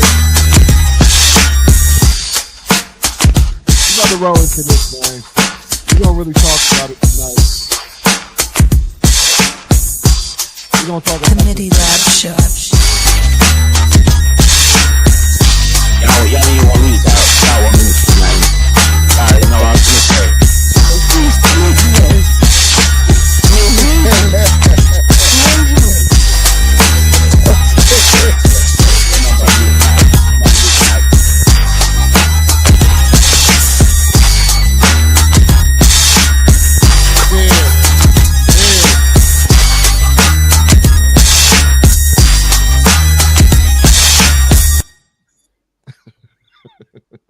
Hey, that's one of my favorites. I think that was off the corner. Hey, yes, sir. The real question is, was Eminem better than Snow? Can I go? Oh shit, bro! Was Eminem better than who? Bro, he blocked this man. Better than who? Bro, we supposed to be talking about Tupac and Snoop, bro. Eminem is another conversation. I just want to drop that. I'm gone. Mute his mic. Wait, what did he say? Mute his mic. Eminem better than Snow. Who's Snow? Who's Snow? Informer, man. Remember Informer? Mute this man's mic. Remember the dude? He did reggae from Canada. Yeah, they be humming that song in the shower. They Keep on down. Humming that song in the shower. Oh. Fucking thing sucks. Fucking thing sucks. Oh, you got it. Come on, man. Man. Okay, so I'm just gonna say there's no way that Snoop's better than Tupac. Now, was Snoop great? Yes. Snoop was an artist. Pac was a revolutionary. Okay, that's all right. Show's over. We can move on to the next. No. You're right though. You're right. Not the argument. I'm gonna piggyback on that too. I want to piggyback on that because Pac was an anomaly. Pac was an anomaly. You know what I'm saying? Snoop was good, and he brought some. I'm gonna let you go, Mike. I'm gonna let you go, and he brought a lot to the game. You know what I'm saying? He brought a lot to the game. You know what I'm saying? He a philanthropist, but you know what I'm saying? Pac was a visionary. Yeah, and a revolutionist, and like I said, he was an anomaly. You don't get things like that come around like once in a lifetime. Marvin Gaye, he like Marvin Gaye. You know what I'm saying? Yeah, bro. I know exactly. Are we talking about who was a bigger artist at the time of Pac's death? Or we talking about now? Like what context? I think they're just talking about. We leaving it vague on purpose. Life. All that. Because listen, if you're talking about from 1992. To Tupac's death, right? The biggest rapper in the world was Snoop Dogg. There's no question about that. He was the biggest, right? Wait. What'd you say? From what years? From 1992. Oh, you talking about the Chronic? Chronic and Snoop Doggy Dogg came out. Come on, man, back to the Doggy style. So from the Chronic, which was like 91, 92, whatever, deep cover, all of that. Snoop Dogg was the biggest rapper in the world. There was no question about it. Yeah. And since Tupac has passed away and his story is like a movie, right? Tupac has now become he's the James Dean of hip hop. He is the poet. He transcends music, right? Because he was an actor. He was all these different things. Right. But if we're talking about fame, things like that, who was the bigger rapper at the time? Commercially, it was Snoop Dogg. I humbly disagree, and I'm gonna tell you why. Because at that time, when Snoop Dogg was, He was making millions of dollars. He's making $1 million a night with Dr. Dre on the current tour. Tupac was on the silver screen making movies. Yeah, but they weren't commercially successful like that, right? Like Poetic Justice. Juice was a regional. Juice was a regional hit, bro. You right about that you go into the suburbs, right? People were not watching Juice, right? And even Poetic Justice was a hood movie. Snoop Dogg was the biggest rapper in the world. Like, yo, and even to this day, Snoop Dogg only, and I'm not even until All Eyes on Me. Until All Eyes on Me. Until All Eyes on Me. Snoop Dogg, even All Eyes on Me, right? Like, cause look, I'm not. I'm gonna be honest with you. When All Eyes on Me dropped, I think I had graduated high school when All Eyes on Me dropped, right? So I remember this shit vividly. Like I was like when Snoop Dogg came out with his first album. I think I was driving. You know what I'm saying? Like I remember when that shit drops in high school when that shit dropped. Like so what about hold on. Let's rewind a little bit. What about Me Against the World? I personally like Me Against the World better than it wasn't Snoop Dogg. You guys are looking back with revisionist history. Me Against the World was a big album, but it wasn't even the biggest album that year. Like the Bone Thugs and Harmony came out that year, and all these. It wasn't that like from a commercial standpoint. Tupac's legend grew as those things started happening to him. When Tupac went to jail, it was like now. What happened? No, Tupac lives now. Are we talking about now? We talking about in the 1990s, bro. Apocalypse now. In the 90s. Bro, I remember buying Look, bro. You gotta realize when you talk to me, right? I'm a guy who grew up around the Outlaws. I'm a guy I remember Tupac was running around Newark with the Flavor Unit. I remember he was running around with Shakim and Queen Latifah and all of them and stuff. Mm-hmm. We didn't look at Tupac like that at that point. Like Tupac was, we loved Pac. We knew he was in the movies, like because Pac was on the East Coast all the time back then. Mm-hmm. I just see Tupac all the time, bro. What I would tell you is that Tupac's legend has grown from all of the things that he did. At that time, Tupac was not a bigger impact on hip hop than Snoop Dogg. And I'm not saying that Snoop Dogg is great, but Snoop Dogg was the most commercially successful rapper at that time because of who he was associated with.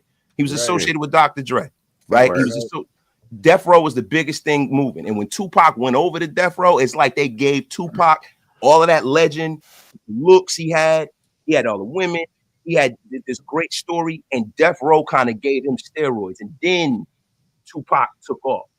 Right. And then we put Tupac next to Pac, and they start rapping. You got Tupac talking about blood, cuz gang banging. Man, get out of here. I'm just saying, like, bro, like a lot of people try to disrespect what Snoop Dogg was at that time. Snoop Dogg, bro, in 1992, 93, 94, Snoop Dogg was the most successful and famous rapper in the world, and he still actually is. All right, like, 95 and 96. And 96 is when those were the wackest albums Snoop ever came out with. Those were terrible. But what I'm saying is that he was riding off of the fame of The Chronic. Because The Chronic is essentially Snoop Dogg. It's Dre, but it's Snoop. Chronic and he's riding all albums in that time. All his albums in that time was all full of pork. It was all full of pork just to make an album so he can sell something. It was whack. Wait a minute. Like if you really look at all of the hip hop that came. Hold on, Wasted. Wait a minute. What did you say, AT? I said all the content he was coming out with at that time was whack. What you mean? 96, 95, 96, 97, all that crap was whack. Yeah, but I don't need Dr. Dre. I don't need Dr. Dre to make a hit. No, that's not what happened. That's not even what happened. Go ahead, Mike. Go ahead, Mike. Hold on, man. Go ahead, Mike. Go ahead, Mike. I'm getting mad as fuck. Hold on. Okay. First off, that's not what happened, 18. Take your hat off then. That is definitely not what happened at all. Like that, homie, because that's not what happened. Let me tell you right now what happened.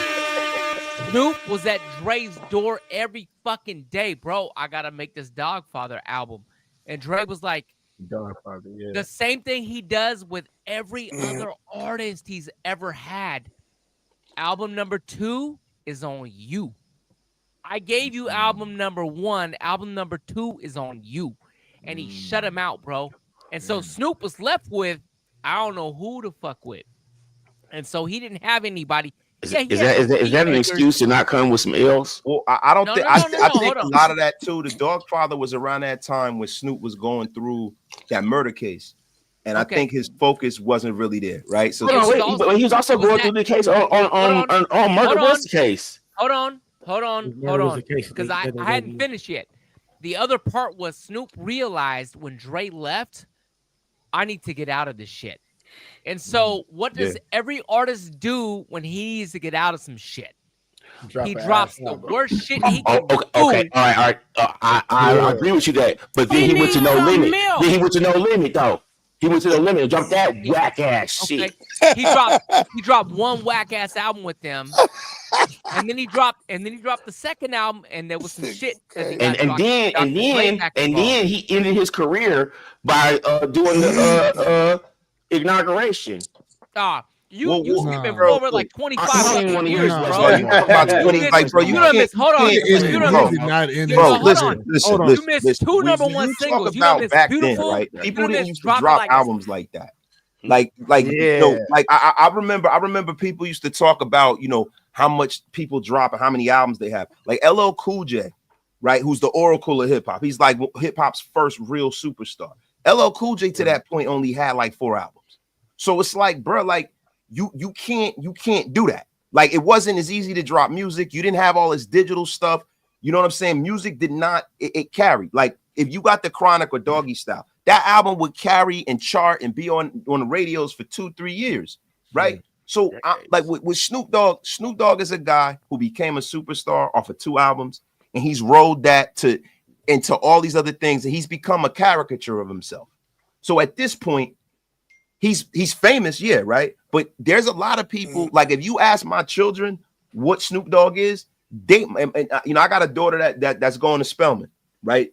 My daughter's a college student. I got another daughter that's in high school. They think that Snoop Dogg is just like a celebrity. They don't even know about his music career. Like to the point, my daughters don't even know Shaq played basketball. I had to tell my youngest daughter Shaq played basketball.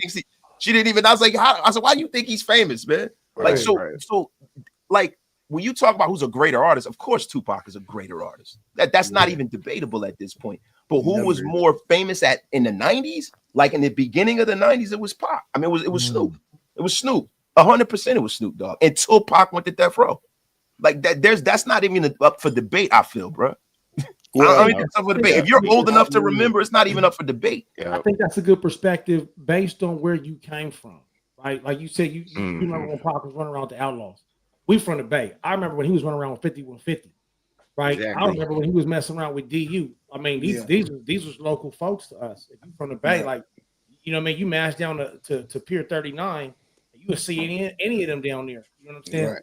And so when I think what we're looking at, what we're probably looking at is impact. Like, what do we feel? Who do we feel had the greatest impact?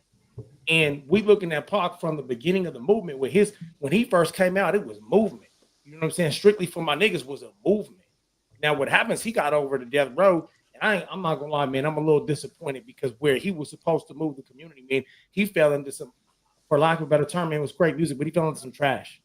You know what I'm saying? He was supposed to move the community, man, and he just fell into being a number. He just became another person. He took all that impact and all that influence and turned it into thug life. Yeah.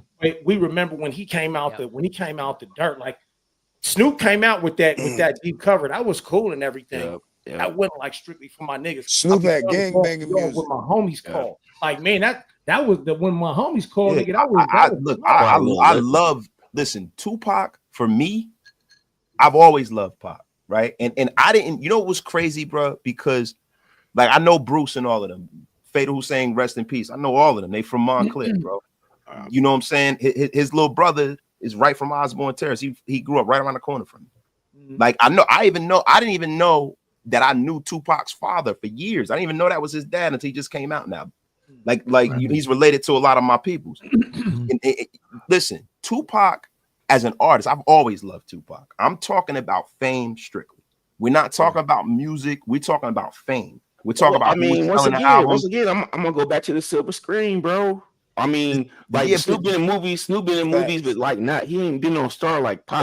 In 1993 and 94, Snoop Dogg was more famous than Tupac, bro. It's just not even debatable, dog. It's not. Like you got people. In 1992, Tupac was dancing around in Digital Underground's video, bro.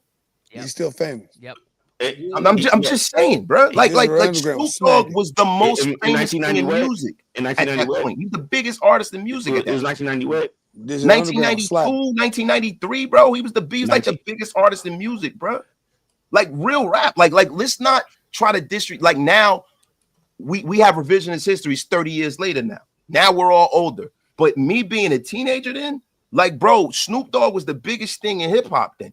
To the point where everybody was trying to dress like him, everybody was trying to sound like him. They had all these fake Snoop Dogs, right? You like that same thing for Pac. Dress like Snoop. But that same thing for Pac. Pac, yeah. Exactly. Later though. Hey, I'm gonna tell you what. My son, he 25, and he bumped Tupac. He do not bump. No, bro. But that's crazy though, because I'm 22 and I bump Snoop Dogg. I'm 22 and Tupac is a greater artist now. I'm talking about strictly when they were both before Pac got to death row. Before he got to death row, Snoop Dogg was at death row. Dr. Dre was still there. The Dog Pound was still there. Dog Food came. All that shit. I'm talking about that period. Like, bro, it is impossible to argue the impact of a Tupac Shakur now. Well, let me ask you this. Let me ask you this then. Who's the bigger star?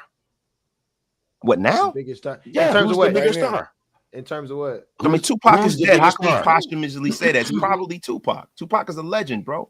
I mean, Snoop is too, but Tupac now, yeah, of course, Tupac. Yeah, it's Tupac, bro. And that is the question. That's the subject matter. Is who is the bigger star right now? But look though, I'm death just does something though to numbers though. Everybody knows though that death does something to numbers. Like at the point that you die, your stuff becomes a limited commodity anyway. So like marketing wise, it's like of course your numbers are gonna jump. Of course, like and because of who Tupac was, yeah. But like at the same time, for Snoop to be who he is and still be relevant even to my generation, because my generation is very tapped in with Snoop Dogg. Even so that I remember the 30th anniversary of Doggy Style coming out when I was in high school. You know what I'm saying? And I remember bumping that. And I remember bumping that. You know what I'm saying? I remember bumping that. And I remember bumping that for like years to come. I remember like specific songs off it and was like thoroughly impressed. And that made me go back into Snoop Dogg as a person, everything. Not to mention how much he is on my TV, how much he has influenced the culture. And not to mention that this man literally is joining worlds right now. This thing, he on TV with Martha Stewart cooking. You know what I'm saying? He the only person who can go and legally smoke weed in the Olympics. And in the White He's House. the only person that can. The only way you can smoke weed in Dubai and not get arrested is if you go with Snoop Dogg. Crazy. Come on. So pretty much, that's crazy. So pretty much, if Tupac was still here, then he would landslide Snoop. I was just about we to don't say know the that. same We thing. don't know I was that. just about to say Tupac is dead. I don't even believe. I'm just asking. Wait a minute. I'm music just right now, asking. he's I'm still just here. asking to stimulate the conversation. If I'm just Tupac was here, Tupac they might could have gone the way of collaborate. 50 Cent. I was gonna say exactly. that. I was gonna be on that same note too. Yeah, entrepreneurial route. You know what I'm saying? Like he would have traversed into other ways in order to get his impact. Mike, I'm gonna pass it to you. I want to see what you say. Hey, I'm sorry, man. I got 2 points. Number one, it's crazy to be talking about Snoop Dogg with Death Row. His career after Death Row actually trumps his career with Death Row. He's 3 times outsold on 3 different albums what he did on Doggy Style. That's number one. Number two, my daughters know who Snoop Dogg is. Yes. And I've educated them on Tupac, but it ain't the same, bruh. I'm just telling you, the songs that this dude has come out with since he's been away from all of that shit, way different, man. Way different. Right. And that's my point. Tupac dead. Yo, quadruple platinum. Tupac dead. I mean, you can, but there's a lot of people that are alive that had a status of a Tupac that they couldn't carry it long term, bro. Who has that? We don't know. I don't think there's Michael Jackson. Well, the only person that I feel like I can Michael Jackson. Michael Jackson. Don't say Michael Jackson, bro. Please. Ain't nobody ever been bigger than Michael Jackson in music. Right, but we talk about who had to stand never. Tupac. So you got to name Michael Jackson. Jackson. Michael Jackson did. Yeah, Michael Jackson definitely. But And what did you do? I mean, like, even Mike fell the fuck off. Elvis fell the fuck off, bro. Like they all fall the fuck off at some point. Snoop Dogg has reinvented himself. That's what I'm saying. It's funny, man, right? Because there's a lot of, I think what winds up happening when you die, right? There's an over remembrance, right? Like I'll give you an example, like Kobe Bryant, right? I don't want to bring the sports. When Kobe Bryant was alive, a lot of people loved Kobe. People gave him his flowers, but not like how they do now. It is almost like now you become Paul Bunyan now, right? It becomes beyond like, like now all of a sudden, he's the second greatest player of all time. He's the greatest, he's greater than Magic. He's the greatest Laker of all time. And that wasn't Kobe, bro. But that wasn't what was said when he was here. When he was here, people like just said he was a cheap caricature of Michael Jordan. That's what they said when he was alive. I like that. I like how you compare him to Paul Bunyan. But you see, Tupac was John Henry, a real person. You know what I'm saying? Talking about some real shit. Bro, you know what I mean? Even with that, like with the Tupac stuff, bro, I think Tupac is a guy who makes guys who was never out there feel gangster, right? He's a guy that, you know what I'm saying, is a guy that had a lot of contradictions. He's a great rapper. Like, to me, I don't view when I talk about like MCs and rapping, Tupac is not in my, like, he's in my top 5, but he's not. I don't say he's number 1 as far as being a rapper. He's from the East Coast. It's not. It has nothing to do with it because it's music. Yes, like, if you ask me, I got It doesn't, because I got Scarface ahead of him, right? And when I was growing up, I had Ice Cube. I loved Ice Cube. East Coast. That doesn't mean anything. That don't mean shit. Tupac is from the East Coast. What are we talking about? He's from New York. His mother's from New York. But his father's from New Jersey. We talk about that. It's West Coast when it comes to Pac all day. So It was back in the days. It was off limits. This is the same guy who was running around with everybody from the Flavor Unit. He's running around with Trek. Listen to East Coast music. I mean, I'm just gonna go in. I listen to all hip hop, bro. I'm a guy who. Yeah, now. No. I always have because look, you gotta understand something, right? I come from an era where I remember where hip hop was only being played on WBLS and Kiss FM in New York 1 hour. Hey, you look good. You look good for your age, brother. That's for sure. I appreciate that. I remember when MTV wouldn't even play black people. I remember when Yo MTV Rap started. I remember when the only rap hip hop show was Ralph McDaniels. Ralph McDaniels and Video Music Box. And we had respect for D Barnes and Pump It Up. Like, we had respect for the West Coast, bro. There's this thing that was created by Quincy Jones and Vibe Magazine that it was East Coast, West Coast beef. That's bullshit. We respected the West. Ice Cube was my favorite rapper. Like, for real. I love Ice Cube. And if you listen to Ice Cube, there wasn't no East Coast, West Coast shit. It was, Ice Cube came over here, left NWA, and was working with Hank Shockley and the Bomb Squad from Public Enemy. His whole album sounded like a Public Enemy album. He raps like Chuck D. Like, so that wasn't the case. And with Tupac, if I'm being honest, when I saw Brenda's Got a Baby, I thought Tupac, it looked like he shot the video in New York. He was dressed like a New York motherfucker. He was in a New York movie, Juice, with Omar Epps, a whole bunch of dudes. That wasn't how we consumed Tupac. We love Tupac, and all the girls really in New York and New Jersey love Tupac first. Yeah. My sister, bro, I remember for my sister's 17th birthday, I bought her Tupacalypse Now. Like, when CDs were first becoming a thing, I went and bought her from Sam Goody. I bought her a CD because she was in love with Tupac. My older sister, right? She was 17, bro. I think I was like 14, right? 15. I bought it. Like, this is how far I go back. So that's not. We love West Coast music, bro. That didn't become a thing until the media made that shit a thing. New York was sound, bro. When Snoop came out and Dre and them, that's all they was playing on Hot 97. So they was playing the Chronic. They was playing the hottest thing of the culture at the moment. It was because that was the biggest shit going right then, bro. That shit was slapping. Now they wasn't. I'm not gonna lie. They wasn't playing Tebow. You know what I'm saying? They wasn't playing. Listen, they wasn't playing Dirty Red. They wasn't playing Mozzie, right? You know what I'm saying? They wasn't playing that here, but they were playing Domino. They was playing the Loonies. They was playing all this shit in New York, bro. Hey, Wasted. I was just gonna throw in there too, and J Hub, I was gonna throw in there. My personal opinion, I feel that Tupac really wanted to be accepted as East Coast hip hop.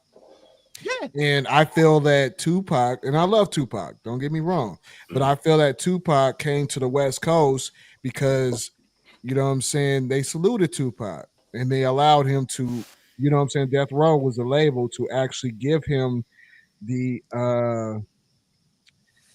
I don't know what I want to say. The machine behind him. I mean, he was signed by Interscope Records, right? And we got to look and that's at an LA label. So well, beyond that, right? Interscope Records, and I think that's why a lot of times, like a lot of the old school East Coast rappers, they got mad at the West because a lot of the negative aspects of hip hop were kind of highlighted by the like gangbanging and violence and things like that was highlighted. Right. Because of the people who ran Interscope Records, right? Interscope Records was Tupac's parent label, and then they just took him and slid him over with Suge and all of them, right? Right. And if you look at what they are, they're Seagrams, right? So really, a lot of this music was just a big commercial to sell alcohol, right? Like going back to the original St. Ives commercials, right? With Ice Cube, the first guy to do the St. Ives commercials, and then they had that whole little thing with, you had Snoop, 95. You had Pop, you had Biggie, you had the Wu-Tang. Remember that they had the St. Ives mixtapes? Yeah. Oh man. Oh man. That was an era. Hove had the St. Ives joint when he first came out. All these parent labels came from Interscope, and I think Interscope kind of laid into that. They brought a lot of nonsense into the game, right? You had you had some people, because if I'm not mistaken, Ruthless was the imprint that pushed them out was Interscope, right? Yeah. No. Ruthless was a very independent label. That's Eazy-E's label. Yeah, but when they got the muscle behind them, I think it was Interscope. I think that was their parent label. Money, you got to look into that. It was. No. We got the internet. It probably was Priority. Yeah, it was Priority. Right? So Priority is Interscope. Right. I think Priority is Interscope as well, because Jay-Z was on Priority and Master P and was on Priority first too. Absolutely different. It's different. Priority and Interscope were two different things at the time.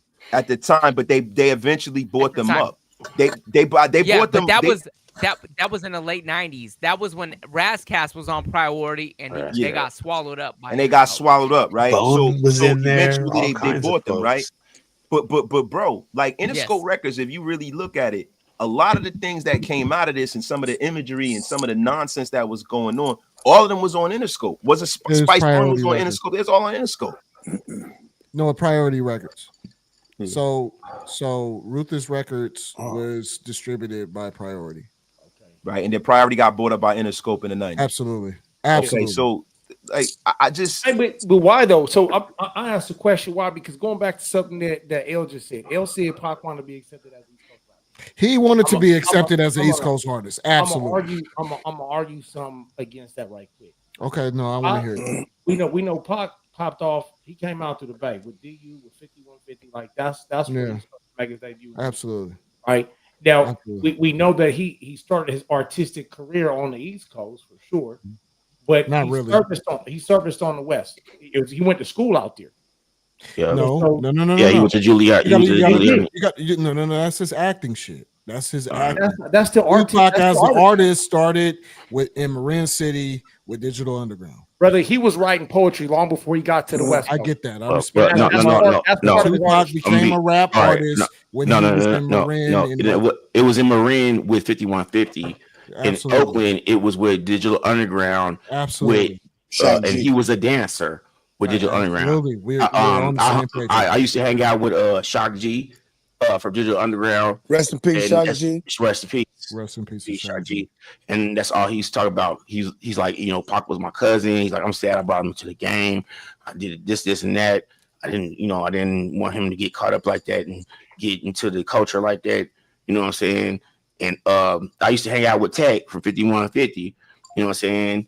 And so that was like two different avenues. You know what I'm saying? Right. My point in bringing that up was his artistic expression started on the East Coast. I don't care how you want to call it. My point is He did. You know what I'm Okay, saying? So, I respect that.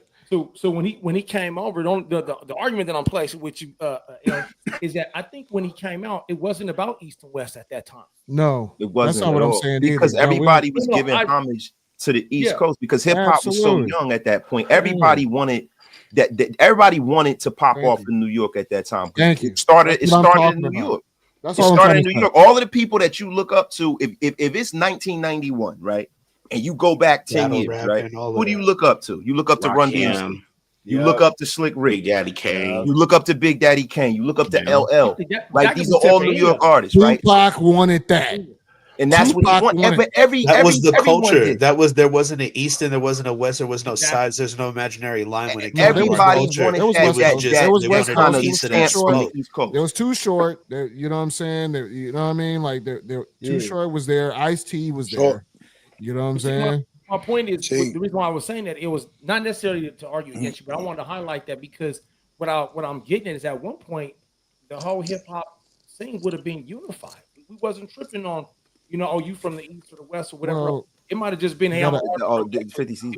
You got to understand it from the thing about it is that the game transitioned because hip hop was so happy. Hip hop was a culture. Right, that's what we forget. Hip hop was a culture. It was a dynamic. It was advancement back in those 80s and those 90s, right? Those 80s when it was, you know what I'm saying, you headed for self-destruction and you know what I'm saying, the KRS Ones and all these guys, right? And it was uplifting music. It was a culture. It was hip hop. And then, you know what I'm saying, the powers that be is like, hey, we can't monetize this. You know what I'm saying? This is getting out of control. That's why Tupac is who he is today, because of how he embraced that sentiment of hip hop. He knows where that core is because he is from New York. That's why Tupac was so upset that when he was shot and gunned down in that Quad Studios, he was like, man, what is this? I'm Tupac. I love hip hop. I come from this. This is the problem with a guy like Tupac, right? Most of the time, right, you have gangsters, right, that try to become revolutionary, right? The difference between Pac was raised as a revolutionary that became a gangster, was hanging out with gangsters and guys he probably shouldn't have, right? And this guy died when he was 26 years old. Right. So you when you 26 years old and you young like that, your perspective is completely different, right? So he's hanging out with guys like Tut and all these guys, and Haitian, all these guys are gangsters. Yeah. So when you hang with gangsters, gangster shit happens to you, right? And like in New York, everybody knows how these New York fucking guys are. And Tupac has so much heart, he wasn't going to let these guys extort him, bro. He wasn't going to let Haitian Jack and these motherfuckers extort him like how most of the New York rappers was getting shook and down and taking, you know what I'm saying, and paying to get these guys out their pockets. If you look at most New York rappers, right? Now, I'm not talking about the old school ones like L, because LL is stamped, right? Like all of the old gangsters was the same age as him, and they gave L a pass, and nobody fucked with L like that, right? Nobody really fucked with Eric B like that. A lot of people don't realize Eric B got hands. Yeah, he Eric B was never to be played with, right? But a lot of the 90s rappers same thing with MC Hammer. Yo, like Hammer too. Hammer was hard. Y'all know that. You know what I'm saying? Hey. But there's a lot of the rappers in the 90s, right, that were attached in being around guys that were gangsters and they was getting played out by him. You know what I'm saying? And Tupac wasn't gonna let that shit happen. You wasn't gonna stick me and take my chain, bro. That's why he got shot. I mean, no oil. I was just with you. He didn't want no try to rob oil, me now? no Diddy oil. I was just with you. The only thing I didn't like about how Tupac reacted to that is, yo, if you got guys that you know is not like, if you got Big and them guys telling you, yo, you sure you want to be around these guys? Because look, I'm from Brooklyn. I know you run with some stick-up kids. You can't really be with them. Nah, these my peoples. And you think that they supposed to get in the mid, like these dudes are soft. I don't expect somebody that's soft to automatically become a G now. You know, these dudes is artists, bro. They like Biggie. Look, I love Big, and Big was a great rapper, but Big wasn't no gangster, bro. He just was from Brooklyn. He was a nickel and dime hustler. He don't got no movement out there like that, bro. Like he don't got no motion like that. It ain't like with a guy like 50 Cent, who 50 Cent was really, really going head up with these guys. Big was not that kind of guy, bro. He wasn't the kind of guy that can dictate any policy with the guys who was on Tupac head and who shot him. And I just didn't like how he had people in his ear who he got used as a pawn in that game between Puff Daddy and Suge Knight. He got used as a pawn, and both of them got used as pawns. I think we can agree with that. That's on him, though, right? I'm being a young man. It's rough, though, bro. It's rough, man. You know, I know. I was a young man once. We all were, right? And what I'm saying is that when I say it's on him, I'm not saying it's on him. Like I'm just going to sit here and point fingers, but I'm voicing a little bit of my disappointment in my articulation. Going back to my point, right? There was no East Coast West Coast beef. Somebody made that up, and they made it for control, and they made it for money. Vibe, right? And Vibe magazine. What? All right, I'm gonna stand with that. What I would expect somebody like a Pac to do is to stand up, like you said, and be like, "Hey, you're not sticking me in my program when it comes to dividing the people. Neither. I'm not gonna fall into this. Now I understand, things happen. Like you said, when you hang out with the gangsters, you get what gangsters get. But I expect somebody who's been raised in the movement to rise above that. Like they was trying to kill him early on. How many court cases did he have? Just coming out the gates in the Bay? They was shooting. So when you have violence committed against you, right, and you get sent to jail, and every bad thing that's ever happened to you happened in New York. He got shot really in New York. He caught a bogus rape case in New York. He was in Clinton Men's Facility, was in Rikers Island. He had to get down in there, right? I would kind of have a kind of a feeling against, and then you got people, once he goes to jail, you got a lot of guys who was jealous, like Diddy, right? Jealous of him. Tupac was fucking all the girls he wanted to fuck. Yeah. Tupac, all of the girls loved Tupac. This is a well-known fact. He was fucking Salt and Pepper. He was fucking all, like, bro, all of the baddies back then, Tupac was fucking all of them. Like, and it was a well-known fact, and people were jealous of Tupac, bro. You know what I'm saying? And the thing is, he was a sex symbol, right? He got Madonna coming to visit him in prison. He got Jasmine Guy coming to visit him in prison. So you got a lot of guys who was quietly praying for his demise. So it kind of makes you, and it wasn't a whole lot of New York rappers that made a difference. It was a shitload of rappers. There was a lot of underground guys, but it was only a couple that mattered. And it just so happens that the ones that mattered, he kind of had a little bit of a problem with. And then you couple that with hip hop being taken away, right? Hip hop was the last vestige. Hip hop was essentially initially was almost like the civil rights movement when it first started. It was positivity. It was getting everybody together. That's what it was supposed to be about, right? And you had gatekeepers. You had guys like Russell Simmons, and you know what I'm saying. That's why guys like Tupac would have to leave New York, because Russell Simmons is the same guy who was so coked up he didn't sign Nas. He told Nas he sounded too much like G-Rap. He didn't sign Jay-Z. Like you know what I'm saying? Like he. In terms of Tupac, though, like how? So what you're saying, because all these things happened to him in New York. Now let's keep in mind some things happened to him in the Bay because he wasn't big. People don't hear about it. Like the gunfight that he got into with him and his bodyguards, where they smoked a little boy on accident. Yeah. But like that was, I mean, rounds flew in the Bay too. That doesn't give, in my mind, doesn't give him a pass to say I'm gonna go ahead and I'm gonna use what I have to sway a whole side because of the division that it creates. But see, this is the thing, right? So you're in jail. You've never been in jail your whole life. You don't have a dime. You find out that you selling all these records. You done sold 3 million records. You done sold 4 million records, right? From jail. You don't have a goddamn penny. Yeah. You're in jail in New York, right? And you're trying to get out. And then you got the devil incarnate comes and bails you out, right?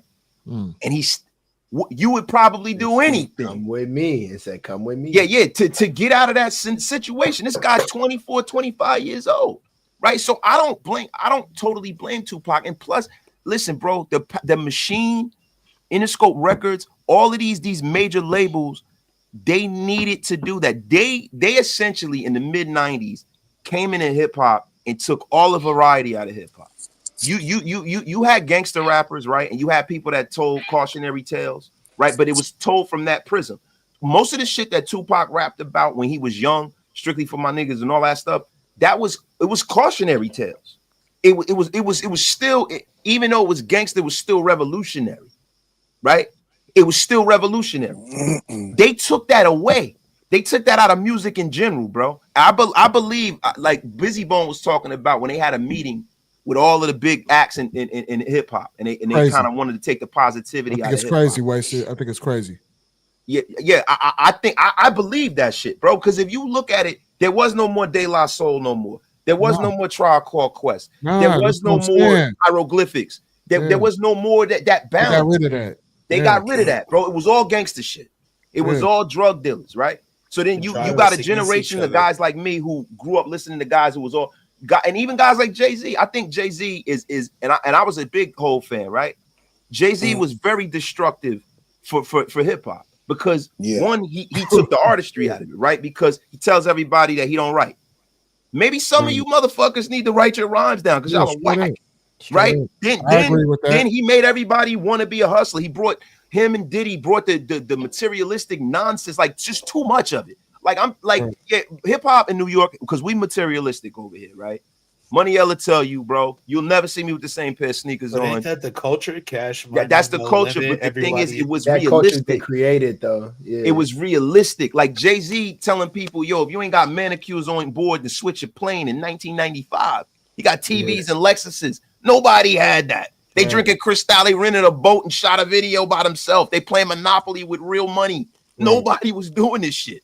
And it took the game to a place where we can't come back from, right? So you got a whole generations of rappers who all want to be drug dealers. Then you got all of the would-be rappers out in the street thinking that they got to live through their rhymes, so they get out into the streets, right? Then now, the generation after that, the 2010s, everybody's a fiend now. Everybody think it's cool to be killed up. Everybody a fiend now. Big fact. Right, like, bro, so now what's the next vestige of that? Now you got people from the 90s, right? All of the negative aspects of hip hop, hating our women, calling them bitches and hoes. There's like, yo, even though you had We Don't Love These Hoes from Snoop and this, that, and the third, you had I Need Love from LL. You had a balance. There was no balance. And hip hop now is just kind of a destructive force. You know what I mean? Now you got the drill music and all of that. Somebody did that though. Somebody That's what I'm saying. It was a concerted effort. I think Tupac was used because he was our most powerful soldier. He was used as a pawn, bro. That's my point. Like, so he didn't live long enough to correct it, bro. And that's the problem. I give you that. And that's, I think that's something that we should all learn from. Like, everybody has been through something. We're fortunate, most of us that have been there and been back, still be on 2 feet and talk about it. Yeah. But I think the thing is, if we don't point it out, and I'm pointing it out as somebody who is very well known, right? Again, like I said, it's not to point fingers out and to put him down, but it's to call it what it is. You said it in the beginning. When you hang with gangsters, you get what gangsters get. Him getting jumped and those things happening, it didn't just happen. It wasn't like it was just, oh man, he was totally slipping on his own and bang. He was hanging around with people that he shouldn't have been, you know what I mean, associated with. And so there's a certain level of responsibility one has to have. When you sell a product, you're responsible for what you put out in the streets. And at some point, somebody has to call it like it is. If we don't expect more from people who represent us, who will?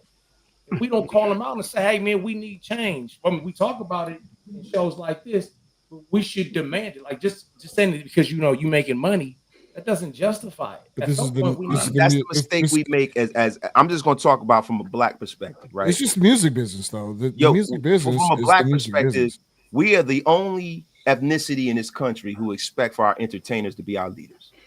Our entertainers are not our leaders, bro. And I think we got the game messed up. Like in the past, you had the Jackie Robinsons, you had the Harry Belafonte, you had the Bill Cosbys, and you had all the Ozzie Davis and the Ruby Dees and all these people who wanted to show a positive image of black folks, right? But James Brown, I'm black and I'm proud. You had a whole movement, people getting afros and just really, really representing black culture and making us proud. Marvin Gaye, making us proud to be who we are, right? The problem is that we got caught up in the songs, women whining songs, right? Those are not the leaders of our community, bro. And for us to expect a 25-year-old guy that grew up fatherless, right, with a mother who had her ups and downs, right? For us to expect for him to be our leader, that's essentially the problem. Yo, he is fallible. He's a human. He was a kid, bro, and he died. To me, you 26 years old, you a kid, you ain't figuring it out yet. 26? You fucking come on, bro. That's my thing. I think that we're being too hard on a guy that was a young man. And you look at the guy he was. You can look at any rapper, right? You can look at a guy like, say, for instance, I'm gonna use Jay, right? Jay-Z now and who he was when he was 26 years old is light years different. The man that he is now, a father, and there's a lot of dubious things that are around Jay-Z. And I don't want to make a lot of dubious things. There's a lot of dubious things around Jay, right? But what he represents to the public is he's a married man with 3 children, and he's a business owner, and he's a philanthropist. That is what's on the surface. Now, what lies beyond that curtain is something different, right?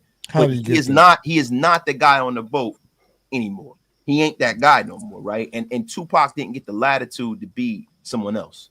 I believe if Tupac would have lived, I believe Tupac would have won an Oscar, because I think he probably would have just transitioned into being more of an actor than a rapper, because that's how brilliant he was. I don't think he'd be touching music right now. He was as a rapper. I don't think he'd be touching music right now. I think Tupac would have had the career arc that Will Smith had.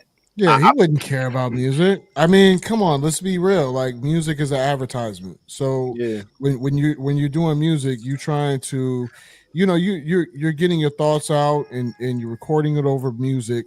But at some point, you know what I mean? Because come on, we in our 40s. So we understand and we all have an element of music in us. So, there was a time where that was the only thing, the only outlet, because we're the last generation before the internet, right? We had to actually get out there and grind in the streets and actually have to do music and put it on a CD for people to listen to you, or a tape cassette, or whatever it is. You know what I'm saying? So I just the thing is cut up differently too of shooting movies, right? It's one thing to go there and wait, hopefully your album does well, and hopefully get $2-3 million, and as opposed to you being the star of Independence Day and them paying you $40-50 million a movie, right? And the back end mechanical royalties and them making action figures of you and shit. Because that's what Tupac's trajectory would have been. That's 100. I believe that. I believe that he would have been a superstar. He had the charisma. Tupac, like some of the movies that like Martin and them had, he would have been in some of the movies. Like Tupac would have been a mega star as an actor. So wait, so you pretty much saying that Tupac is bigger than Snoop? Hell yeah! We ain't what I'm saying as a whole, bro. I said that from the beginning. What I said was in the 90s, Snoop Dogg was bigger than him. But as it's going on, because of Tupac's death and because of who he was, he became bigger, right? But what you got to give, as currently constituted, living, the most famous rapper in the world is Snoop Dogg. Yeah, of course. He comes with a style. Hey, so you negative. Everybody wanted to smoke. Everybody wanted to be like him. I mean, my man even does stuff in the community. He built a whole football team and got kids off the street. Nobody talk about that. So I mean, Snoop is definitely prevalent in our community. Yeah. There's no argument against his community impact, but so there's something you said a minute ago. You said about actors or artists being leaders. I would agree with you. They shouldn't be, but the fact of the matter is, we know that leadership is the ability to influence other people. Now we can say that it should not be that way. We can say there's a lot of things that should not be, but the fact of the matter is, our artists have an ability to influence a lot of people. Look at our community. And tell me it's not influenced by the music and by the videos that we put out there. Yeah. So you tell me one artist, right, that when it all comes down to it, that or just music, when has it ever had a positive influence on us as a people? You cannot look at music. When has music had a positive influence? When? Let's go back to the Negro spirituals. Yo, in the 60s and the 70s, right? Commercial music. You got comments. You got people like Black Dots, but it's just not advertised. It's not glorified. But jazz, from Chicago, from jazz, right? It's the first art form that was created in America. From jazz, right? My dude with the 3 on his head from Chicago. What's his name? Who?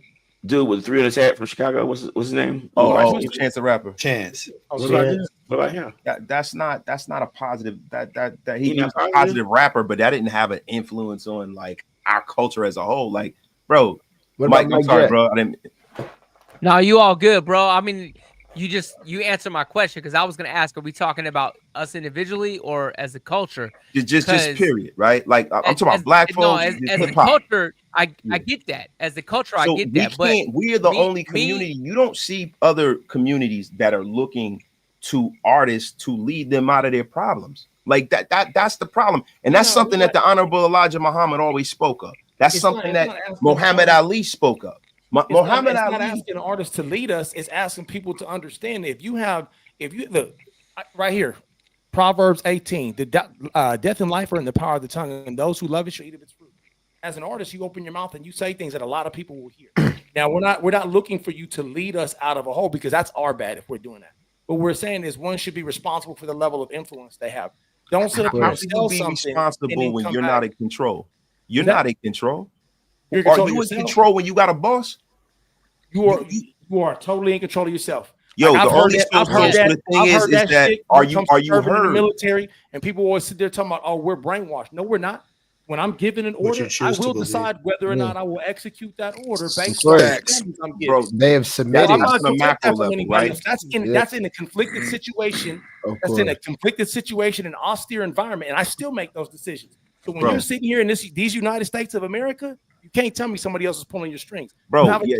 Somebody's deaf. Like, bro, whenever there's an artist that comes out that disseminates a message that is ulterior from what the machine wants them, they get destroyed. They get destroyed anytime, bro. They make you look crazy. They ostracize you. They put you off into a corner.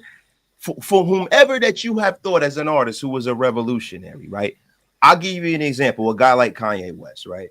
Initially, everybody thought he had this great message until the message went left.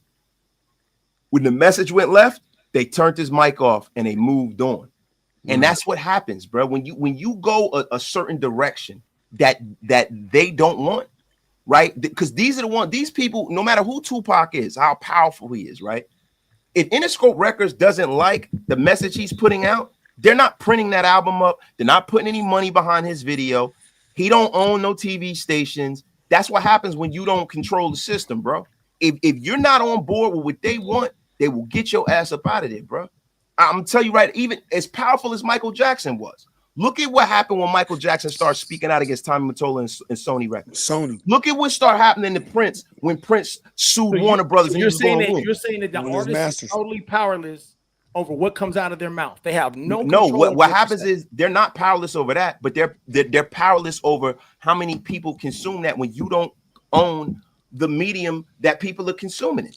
Like, yo, if Interscope Records, if you can make the most realest hip hop song in the world, right?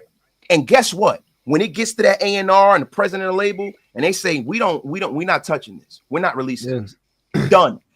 We're not playing this on our radio stations because we own all the radio stations. Because after President Clinton broke everything up to where these conglomerates own all the radio stations, you remember when you could only own one radio station on one frequency and another on another, and you didn't have these big companies like Clear Channel that owns every radio station in the country. Where me and Money L and Graffinum was riding up and down the East Coast, right, in the morning, and every morning, what do you hear up and down the East Coast? The Breakfast Club. I can ride out to California. The Breakfast Club's going to be on because it wasn't that way back in the day. Now, if they decide that they don't want you to say something or they don't want you around or they want to shelve you, that is it. Like, let's be for real here, bro. No, that's true. I mean, when it comes to the radio, when it comes to the radio, music, all of this, right? And we're talking about back then when you didn't have the internet. But what's Go ahead, bro. I'm sorry, man. Go ahead, Mike. Go ahead, Mike. Okay.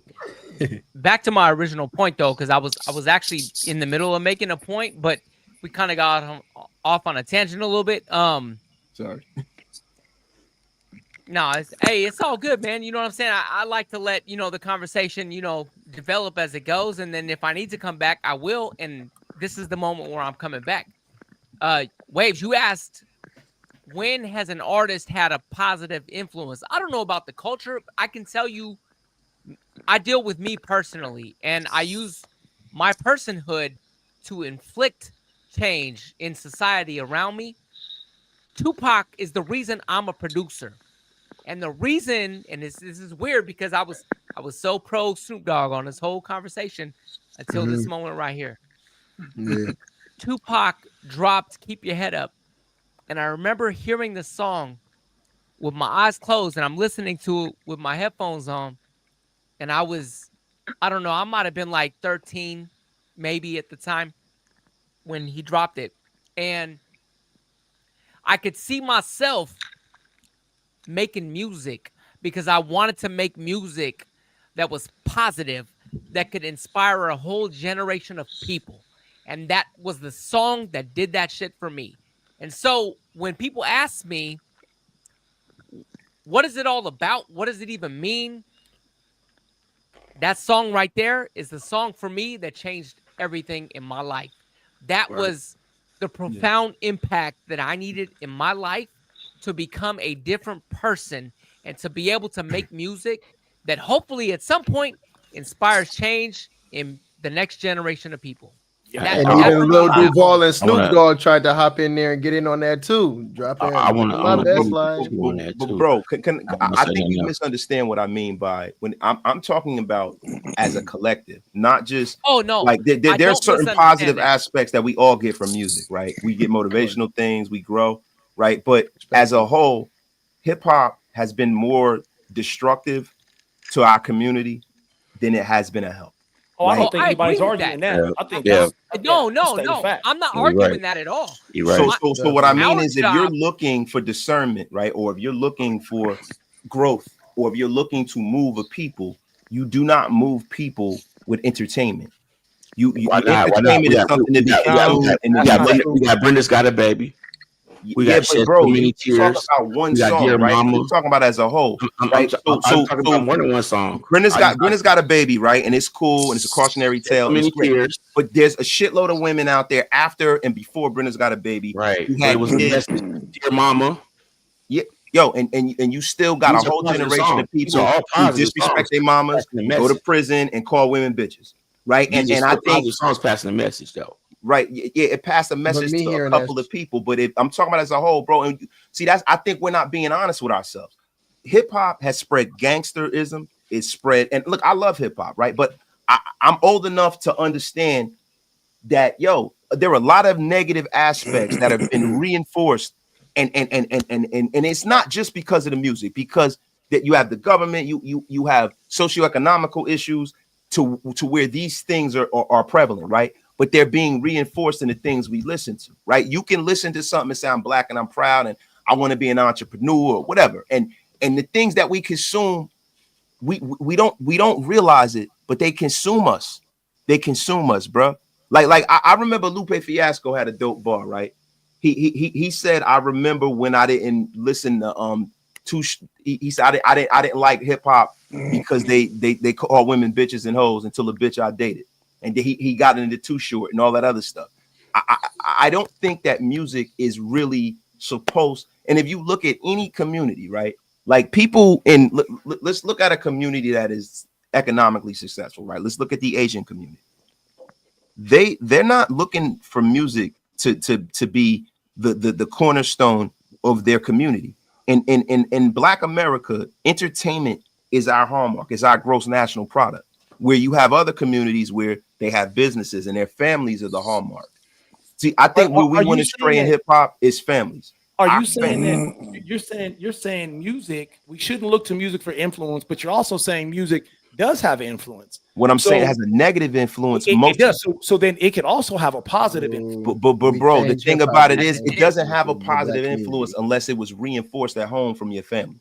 The reason why I can listen to certain music and I can take positivity from it is because I had a strong foundation. But that goes both ways. No, I mean, so the negativity, like, it goes. Go ahead. Sorry. Go ahead. No, should I respond? I don't know. Should I respond? No, I mean, bro, look, the problem, the music. If we're looking for music to save us, that's a problem. No. I think that's a far reach. Right, saying that holding a person responsible for what comes out of their mouth and then saying they're going to save me is two separate things. I can hold a grown man responsible for what comes out of his mouth, regardless of his excuse. I've been in situations where music has had a very profound effect on me too. And so I can't sell it out and say, well, music is only capable of doing one thing, so I should only expect one thing from music. I can say that when it comes to what we're going through, our music should complement our walk, not complicate it. And I don't think that's too much to ask. Well, bro, this is the funny thing, right? You can look at that on a macro level, right? But as a whole, right? If you have the powers that be behind the music, and they're trying to put a certain message in that music, right? That's what you're going to get. This music in America and hip hop is not meant to help our people. It is meant to destroy our people. Every negative trope in our community comes from the music. Every negative trope. And the thing is, if you try to come out and you try to be positive, where's your album? What's your album going to go? It's going to go double wood. And at the end of it all, they're in it to make money. And if you can't make money for that label, and the label's not behind what you're selling, like look at the current wave of hip hop now, right? Who are the most famous rappers now? They're all women, right? And now they're destroying the last vestige of the black community. That the most successful vestige of the black community over the last 10 to 15 years are our black women. They're the most educated group in this country per capita. Our women. Right, like even in my household, my wife, I went back. I got a college degree, right? But my wife has 2 master's degrees. Even though I make a shitload more money than her, she's more educated than I am, right? You have a whole, our women were doing great, and then now you have all of this negative shit. You have all these tropes. You see social media. All of these things are being put in place to tear our families apart. You got women that think it's okay to just be a whore and sleep with guys for bags, and you can't take me to this. All of that shit comes through the music, bro. And I just feel like, just personally, right? When you don't have like a strong foundation, you can't take the good and the bad from it all. It almost becomes your father. If you don't have a dad in the house to say, "Hey, son, that's bullshit." But hey, son, you're kind of stepping on your toes with that, because everything you're saying is correct, but at the same time, you're saying, well, we shouldn't ask for more. You're I'm not saying we shouldn't ask for more. What I'm saying is that we shouldn't use it. We should not use it as a crutch or as something that we look to be. We should look at it strictly as entertainment. And what I'm saying is that I'm not saying that you shouldn't, because I expect more out of my artists, right? But what I'm saying is this, when you have a concerted effort to put negativity out there, their message ain't going to get out there anyway. But unless you have certain people who are from the culture running the culture. You don't have any more Russell Simmons no more. Yeah. You don't have, you know what? As bad as Suge Knight, people say, you need a Suge Knight. You need a Diddy, because they came from our culture. They understand it. You got a bunch of people who don't understand our culture no more running it. And they don't care about it. They just want to make money off of it. What good did their understanding do for our culture? What did Suge Knight and Diddy do for us? Well, listen. Nothing. Well, as a people know, this is okay. So I just want to interject real quick. Yeah. I think that this, because it's the appreciation of music and hip hop and what we came up on. Those guys, Suge Knight, Diddy, Jermaine Dupri, they learned very early that this is it's business, and they already seen the sense of wealth. So they were making millions of dollars off of the talent, off of the backs of artists. You know what I'm saying? That was funded by the bigger labels. Bottom line, that's just what it was. Bottom line is that and Wasted looks at it like a cultural thing. A lot of my peoples that listen to hip hop is like cultural thing, right? Yeah. The industry looks at it like this is a business. Yes. We're going to make money, right? At the end of the day, this is what it's about. We don't care about your culture. Liar Cohen has said it.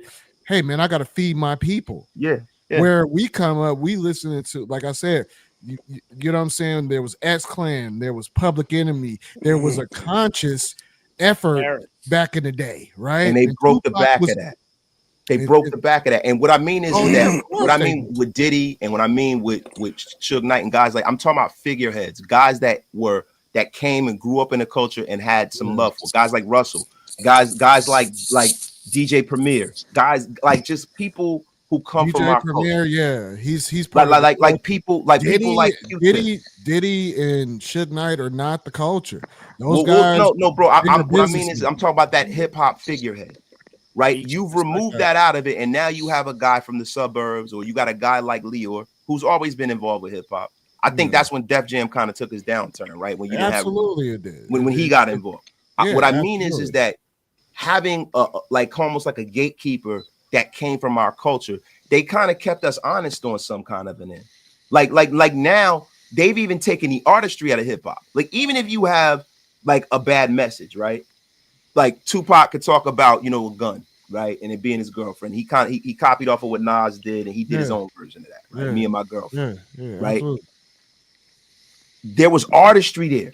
They weren't gonna allow like a guy like Dr. Dre, right? It takes him so long to drop shit because he's not gonna let you just drop something that's whack. Well, yeah, that's a whole nother right. That's a whole nother conversation. I'm just saying, guys that cared about this music, right? Whether it was negative, positive, whatever, right?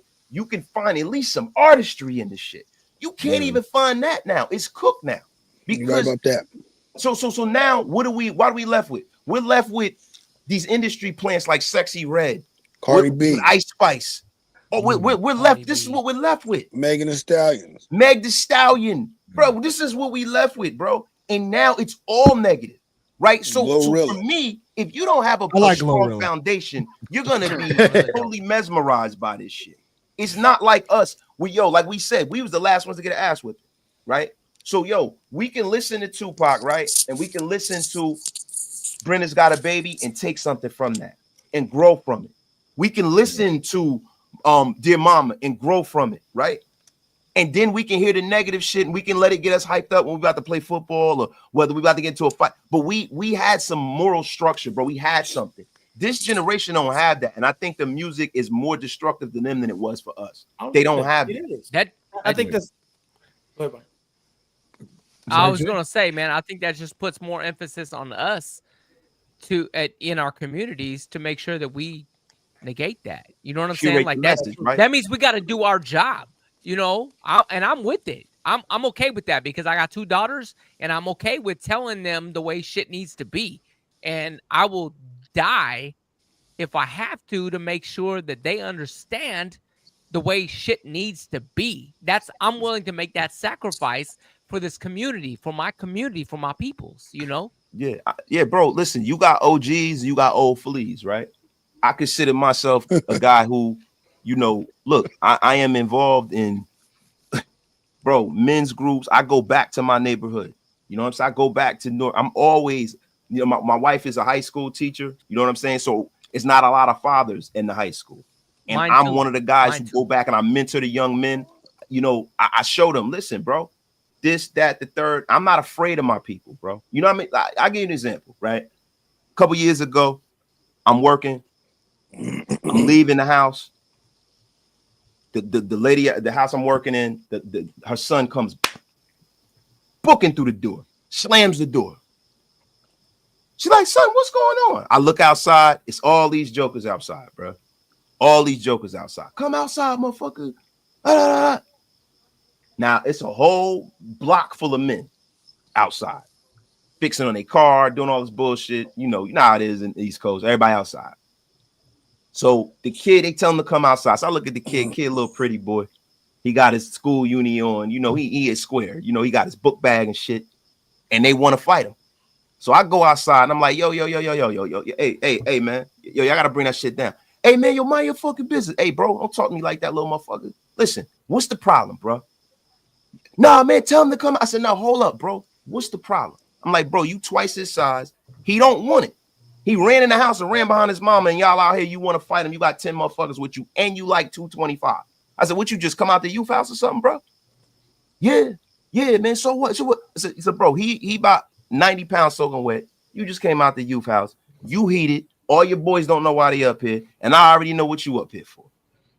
This is over a fucking female. Man, this ain't over no bitch. So the young boy that runs in the house says to me, he goes, yo, I ain't even want that girl. I don't even like her. All his homies, brother, yo, motherfucker, you got us up here fighting over some broad. So I take the dude, I walk the big kid down the street. I said, hey, bro, listen, man. I was like, listen, this girl that you fighting over, yo. Whether she like him, you like him, you stomp this kid out. I said, bro, as big as you are, as little as that kid is, if y'all jump this boy and beat his ass, it might not just be an ass whooping, bro. You might fuck around and kill this kid. And then now you in jail for the rest of your life. He's dead. And guess what's gonna happen? Somebody else gonna be fucking that girl. Listen, bro. I said, you can't go out like that, bro. Listen, y'all need to go, shake each other's hand. Yo, he go his way, you go yours, yo. I said, you can't listen. It should happen to all of us, bro. It's not one motherfucker that's my age that's not like recovering from a heartbreak when they was in middle school. You know what I'm saying? We all had it happen to us, bro. I said, bro, but listen, the thing was they all respected me, and bro, they see me all the time. They come up to me, and it's a lot of shit that happens around my old neighborhood. Well, I'm not afraid of the young boys, bro. A lot of jokers are afraid of these young gangbangers. I'm not, because I was them. I'm not afraid of them. You know what I mean? And I think I kind of echo your sentiment. I am not afraid of them, bro. I engage with them. Now, listen, can they hurt you? Yeah. Do some of them not? They're not the most respectful motherfuckers in the world? Yeah. But it does take us to go out there and kind of curate that world for them, because you got a whole generation of dudes who are 3-4 generations deep in being raised by females. No, so now take that and put it in the song and sell it. Yeah, and bro, but how what's that song gonna do for you after? Like, if you don't have, I can tell you what it's gonna do for me. I can tell you. I can tell you what the songs will do for me. Let me ask you a question. When you grew up, right? Not to get too personal, did you grow up with a dad? In the house, no. But did you grow up? Did you know who your father was? I knew he was. Yeah. Yeah. Did you have a lot of people that loved you? Well, that's a relative term, right? Well, I'm just saying, like mom, grandmother, aunts, uncles. Like, to me, I had enough people to love me. Yeah. Yeah. See, this is the difference, right?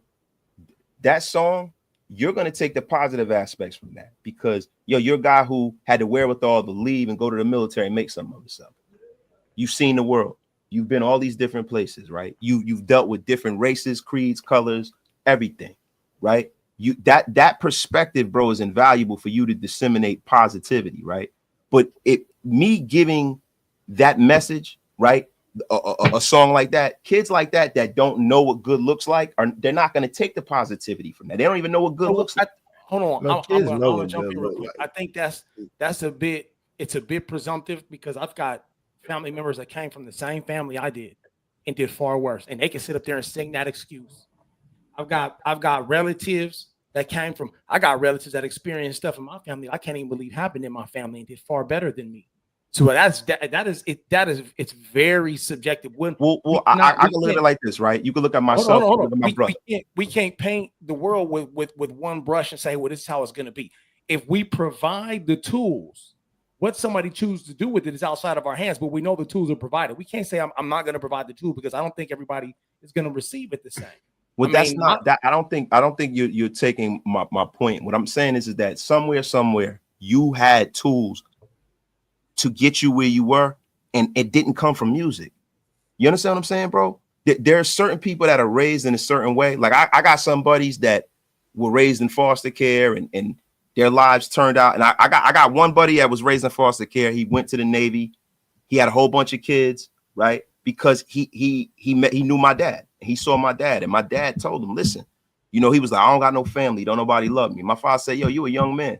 He said, make your own family. He took my father's advice, right? And I'm not saying it was just because of my dad, but he went, he got married, he got like 6 or 7 kids, went to the Navy, retired from the Navy, sheriff, did great for himself, right? And you have other people who didn't have that positive influence to give them that foundation. I think, and I'm not just broad brushing this, I think people who are able to take positivity from things, right, need to have someone in their life, have certain experience that can show them what good looks like, bro.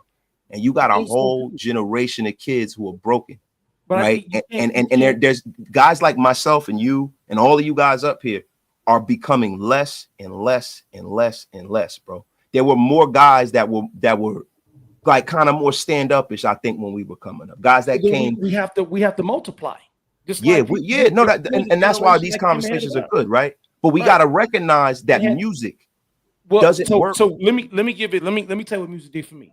Right, I came back from my first tour of active duty long before people were clapping for us to go overseas.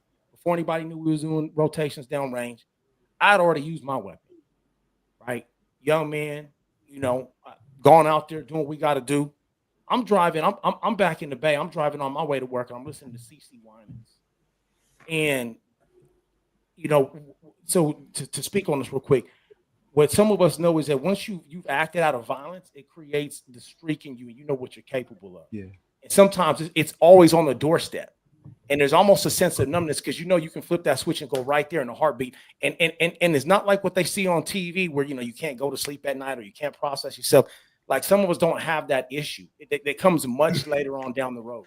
So I'm on my way to work, and it just so happens that the line of work that I'm into, I still carry a weapon. I still operate around different forms of weaponry. And as I'm on my way to work, I'm listening to CC Winans talk about Judgment Day. And she's saying, I want to see you on that day, talking about her loved ones. And in my mind, what I pictured was what everybody says, we move into the next life and our family members come in, they welcome us into the gates and we see that bright light as we're accepted in. The person who reached out to me was somebody I shot. I had to pull over on the side of the highway because that did for me what nobody else could do. No hug, no man-to-man talk. That had me on the side of the freeway, snots, tears, and everything else. And that was when I realized that the person on the other end of my barrel was a human being. So when I came back into the military after September 11th that happened, I'm deploying and everything else.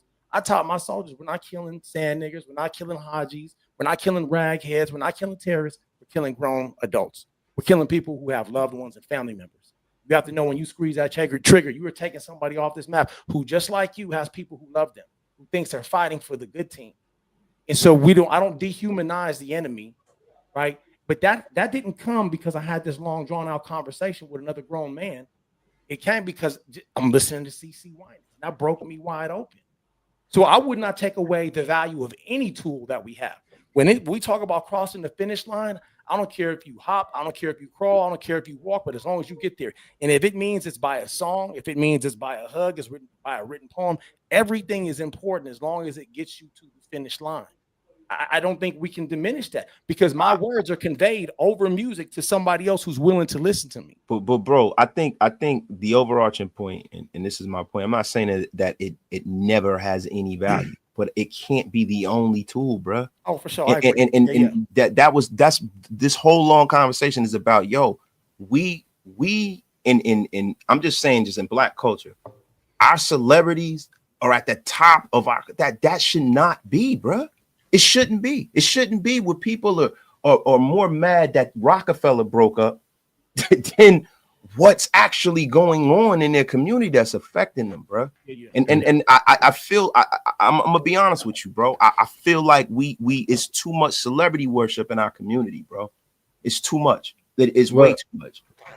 Then I'll say this, right? Then I'll say that's our problem because at some point in time, then we accepted that line of thinking, right? Because I'll say there was never supposed to be a time, I don't think, where people was supposed to be able to link their feelings about something and let music directly affect that.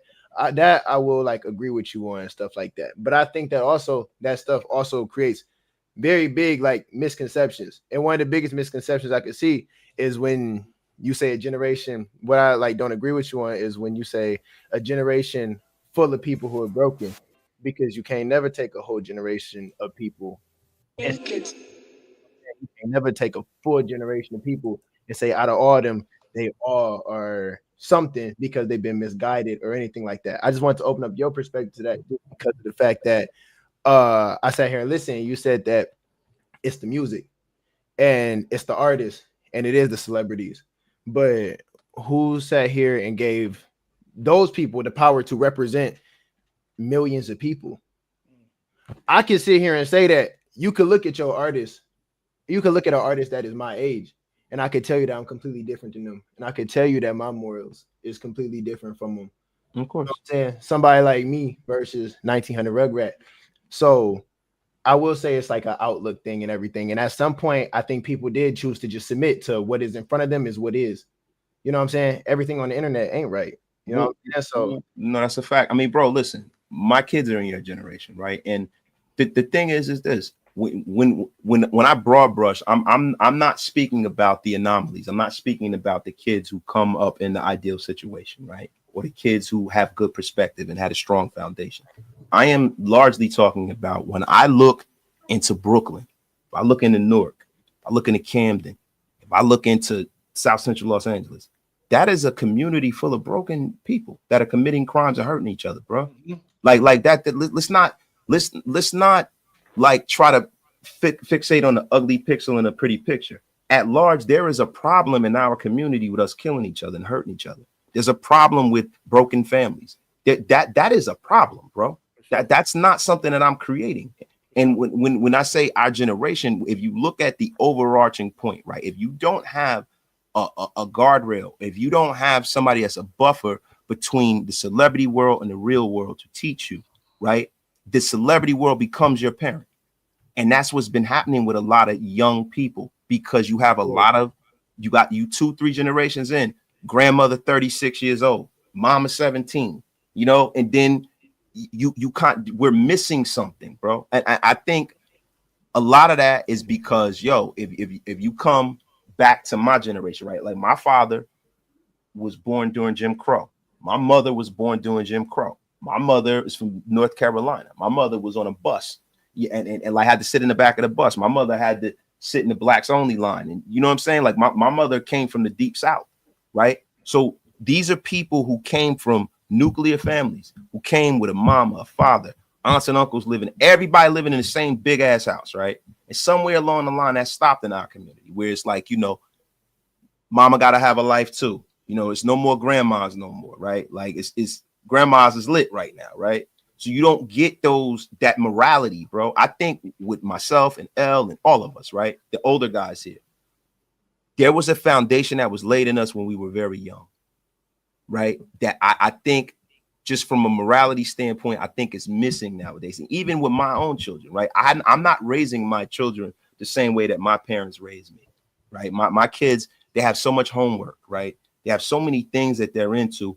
That like my girls, like when I was a kid, we scrubbing the floors and shit. You know how that was. You got all these chores and stuff. Yeah. My kids don't even have time for that shit. My girls are doing gymnastics, they doing cheer, they doing this, they doing that. They involved. They don't get home like when my oldest daughter is a college student now, but they don't even get home to 8-9 o'clock at night, right? They're not being raised the same, right? Like when we were raised, it was seen and not heard. We didn't talk back and. You know what I'm saying? Like I don't know if y'all were raised differently than me, right? But you couldn't say too much to our parents, bro. You say something back to them, they whooping your ass. They backhanding you. There ain't no discourse. We're not friends. I sit and play video games with my girls. I bug out with them. I let them express themselves, right? We're different. We're helicopter parents. We take our kids to everything. Like we're around them all the time. It's just different. Like when we were growing up, they would just tell you to go out and play, and you be going all fucking day. Ain't know where you was at, right? It was no cell phones, none of that shit. It's definitely a different time. It's different, bro. It's different, and I think what's happening is you have a situation where you have a lot of kids who don't have the foundation to be able to overcome the negative aspects of music. They're not able to overcome that. They're not able to look at it as entertainment. I would say that applies to the negative aspects of life in general, not just the music, everything. Yeah, everything, bro. Yeah, we bombarded all over the place. I completely agree with you. I think when it comes down to it, obviously this originally started with us talking about a segregation of a community, then into who the hip hop artists is, and it's funny because it all comes back down to the same thing. We still all same thing. A strong a need for a community movement recognition that we are not in the same place. Did we lose? We lost you, bruh? I can't hear you. Wait a minute. It's got soulful. What happened? Nah, I was playing the music. I thought I was playing the music, and but all right, I'll play it again. Hey, Too Breezy, you there? Yeah, I mean, I don't know what happened. Okay, I don't know what happened either, bro. The Russians came through, bro. But it's crazy though because I can't even control the volume or nothing. Usually, I'm able to control the volume. And I just came and ruined the whole show. I'm sorry. No. Hey, come on. They messed up when they put us together. They messed up. They should have known better. They should have brought you in on one of my days off. They messed up. He played the wrap it up machine on us, bro. It's crazy. Yeah. Say, yo, wrap this shit up, B. No, usually the show be 2 hours. You know what I'm saying? We done went way over that. You know what I'm saying? But the beautiful thing is, man, is you know what I'm saying? I don't know what happened to we lost Jaguar. We lost Jaguar said, man, we went deep. We went 18. lost like 5 bro. people. Hey, wait. We done solved all the world's problems in bro, one you my episode. bro. Hey, you my bro. And you know what I'm saying? You blended right in with the cast, bro. You know what I'm saying? Like that's what this shit is about, man. On Hey, Thursday I love night. it. I love getting into the critical thought. I love when we be banging out on stuff that matters, homie. Like to me, that's where it is right there. You know what I'm saying? I love that depth. It's a challenge, man. And I wish everybody in every household was having conversations like these. Nah, yeah, that's what it's about, man. Yes, like, that part. I mean, it's cool. It's cool, like you know, when we playing music and we vibing and shit and playing music, but sometimes it just helps with the discussion. You know, we don't know who's watching. You know what I'm saying? Except for the folks that's in the chat. Shout out to everybody in the chat. But you know, you don't know who's watching, who's gonna see this tomorrow, God willing. You know what I mean? Look it up, man. People gonna see this. I'm gonna make sure I share it out, man. You know, but bro, That's look, love, man, it's just this is a beautiful thing, bro. And I want to say something real quick before I go, right? Like some of the things that we speak on, right? We're talking about the ideal situation, right? There's always an exception to every rule, right? We talk about women raising men. There's a lot of women that get offended by that, right? There are some women that have been successful and raised strong men. My mother, you know, I had a father. My father died when I was 13, right? So my mom had a, you know, my mother did a great job with myself and my brother. And we went through our things, right? But we're both homeowners. We're both businessmen. We've done the damn thing. We've raised successful families, right? And my mom is still here to see that, right? So I want to say there are some women that are successful doing it. The thing is, it's not the ideal situation, right? And I think that as a whole, my whole message is let's try to shoot for being the ideal situation. Why not us? Why not us, right? Like why not fall in love with your woman, have children, and raise them together? Right. You know what I'm saying? Why not strive to go from being a guy who loves hip hop and loves street music and loves our culture, right? And try to bring the heart and bring the spirituality back into it. What's wrong with being spiritual? What's wrong with loving God? What's wrong with being positive? What's wrong with not doing drugs? There's nothing wrong with that, bro. Right. And a lot of times they make you feel like it's something wrong. It's nothing wrong with doing the right thing, bro. Like, and that's really one of the things that, listen, and look, we all fall short of glory. I'm not perfect. I cuss too much sometimes. Sometimes I like to say a dirty joke or two, right? But at the end of it, the foundation of who I am, I just try to be a good brother. And if more people are okay in that, bro, you guys like me, and listen, we influenced 3 people, then we made some more. And then that's the revolution we speaking of. That revolution ain't gonna happen through music. It's gonna happen through the people, the connection, the people that you really know, the people that really influence you. That's really my message. Right? And listen, God bless everybody, man. I appreciate you guys for allowing me to come on your platform. And yeah, bro. You know what I'm saying? You doing your thing, bro. And you know, that's the thing that you know, and that's what I wanted to bring to the table for the guys, man. Is that you know what I'm saying? You are successful with what you're doing with your content creation, you know, and I'll make sure that I leave a link, you know what I'm saying, so that people can subscribe to you. You know what I mean? Because you're successful at this, bro. And it was a hobby, it was a labor of love that has become something that I never expected. Yeah. It was just something that, you know, I never had the time, bro. The kind of job that I have, and you know, all of the, you know, I own a couple properties and I have a lot going on, right? Right. I never had the time for this throughout my career and stuff like that. I never had the time for this stuff. And you know, I had got sick and I got into it. Like, you know what I'm saying? And I met Graf, and then he, you know, him and I start kicking it. Yeah. And then, you know, I started my show, and then I met Graf, and then we start working together. I start working with all the other guys that do Raider content creation. Yeah. And people liked my show. And the main impetus for that was the fact that I was going to just leave it alone because I got sick after COVID, and I was going to just go back to work, and I was going to leave my, I had like within 2 weeks, I had 3,000 subscribers, and my channel got monetized and all this stuff. We're going to leave it alone. Yeah, I do pretty well at my job, and I be there a lot. Right. And Graf called me. He said, "Hey man, you got something special over there, bro. You can't, bro, you got to keep rolling." Yeah. And every day come on, bro, let's do a show. And then when I first got started, I didn't want to do too much with him because I wanted to stand out on my own. Yeah, right. He's got such a big platform. Right. But him and I became friends first. Yeah. And now that we're actually friends, it's easy. It's like now it's like almost like I keep this shit going because I've become friends with him and Mike and Hammer. And all, so it's just like now I do the show just because I want to see my friends. Yeah. That's how it is. That's what Thursday nights is for us, man. We just I want to see my homies because we all live in different places, man. Right, exactly. That's and exactly I want to see what all this my is. friends in the chat, guys like the most. Right? He's booing me right now. He knows he's gonna get blocked tomorrow. he gets put on he gets put in the gulags every now and again. 300-second timeout. We'll be blocked tomorrow.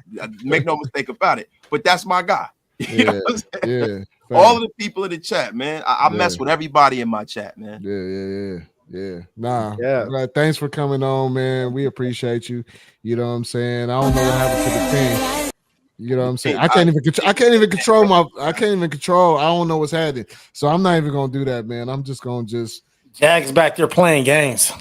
Yeah, I don't know what's happening, bro. Like his head's bouncing off the keyboard. Half of the screen is gone for me. I can't. I don't even have all the music here. It's crazy. I don't know what's happening, but it's cool. You gotta hook me up too, bro. My soundboard is super whack on my show, bro. Bro, me and Mike Genius right there. Mike Genius, you gotta help me, bro. My sound, we got music, trash, bro. We got music. Yeah, my shit is trash. Y'all gotta help me out, man. I need help. You asked me a while ago. You asked me a while ago, and I was just because I was just caught up with so much, and at the same time, I was like, I was kind of defeated with YouTube at the time. So but then I got my brothers. You know what I'm saying, and I was tell Graf like, bro, I can't do this by myself. I need my brothers with me. You know what I'm saying? So now I got the team, and so it's rejuvenated, bro. So we'll see some man. music, Y'all moving over here. This is a platform that bro. Listen, if there's anything I can do to help some of the people that I know, come on here, bro. And you know, come on here on the hip hop shit, man. Well, that's what we doing, man. It's a music show. It's a music show, well, bro. I got some contacts, bro. I already know, bro. We talked offline, so I got some contacts for you, bro. I'm definitely got some people tap in with you, man. And I'm glad that y'all keeping the actual culture in the culture. The culture, y'all bringing the culture back to it. I love that, man. I appreciate that, man. Wasted. We got to see more of you, man. This was a good show, man. We got to see more of you on here too. Appreciate it, man. Look, bro. Look, let me roll. I got some things I gotta tend to in the morning, man. It's late, bro. It's 1:06 in the morning and where I'm at. So y'all have me too. Hey, me too. This is your doing, sir. Look, man, I wear it like a badge of honor. Yo, listen, man. Y'all take it easy, bro. Man, salute to you, bro. Sure. Love you, bro. Hey, this is the Midilab show. I don't know what happened to the other cast members. I mean, we understand.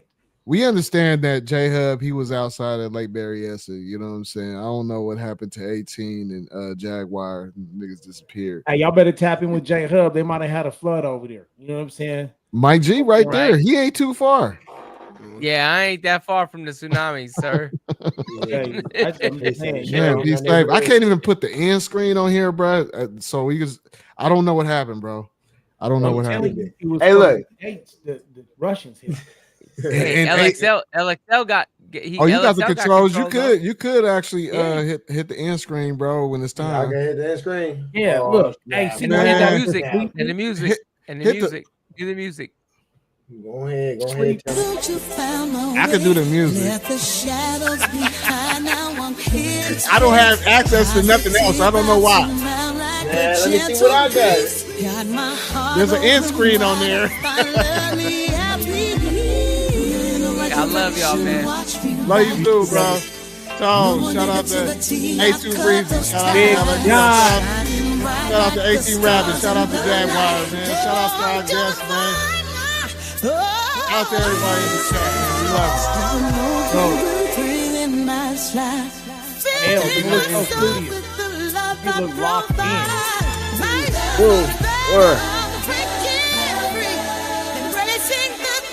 I did it. Y'all can believe in me.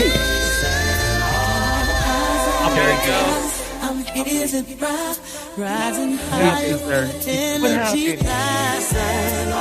step I take, there's a brand new day of shining. Nah, somebody messing with me, bro. Put it I on did loop. it.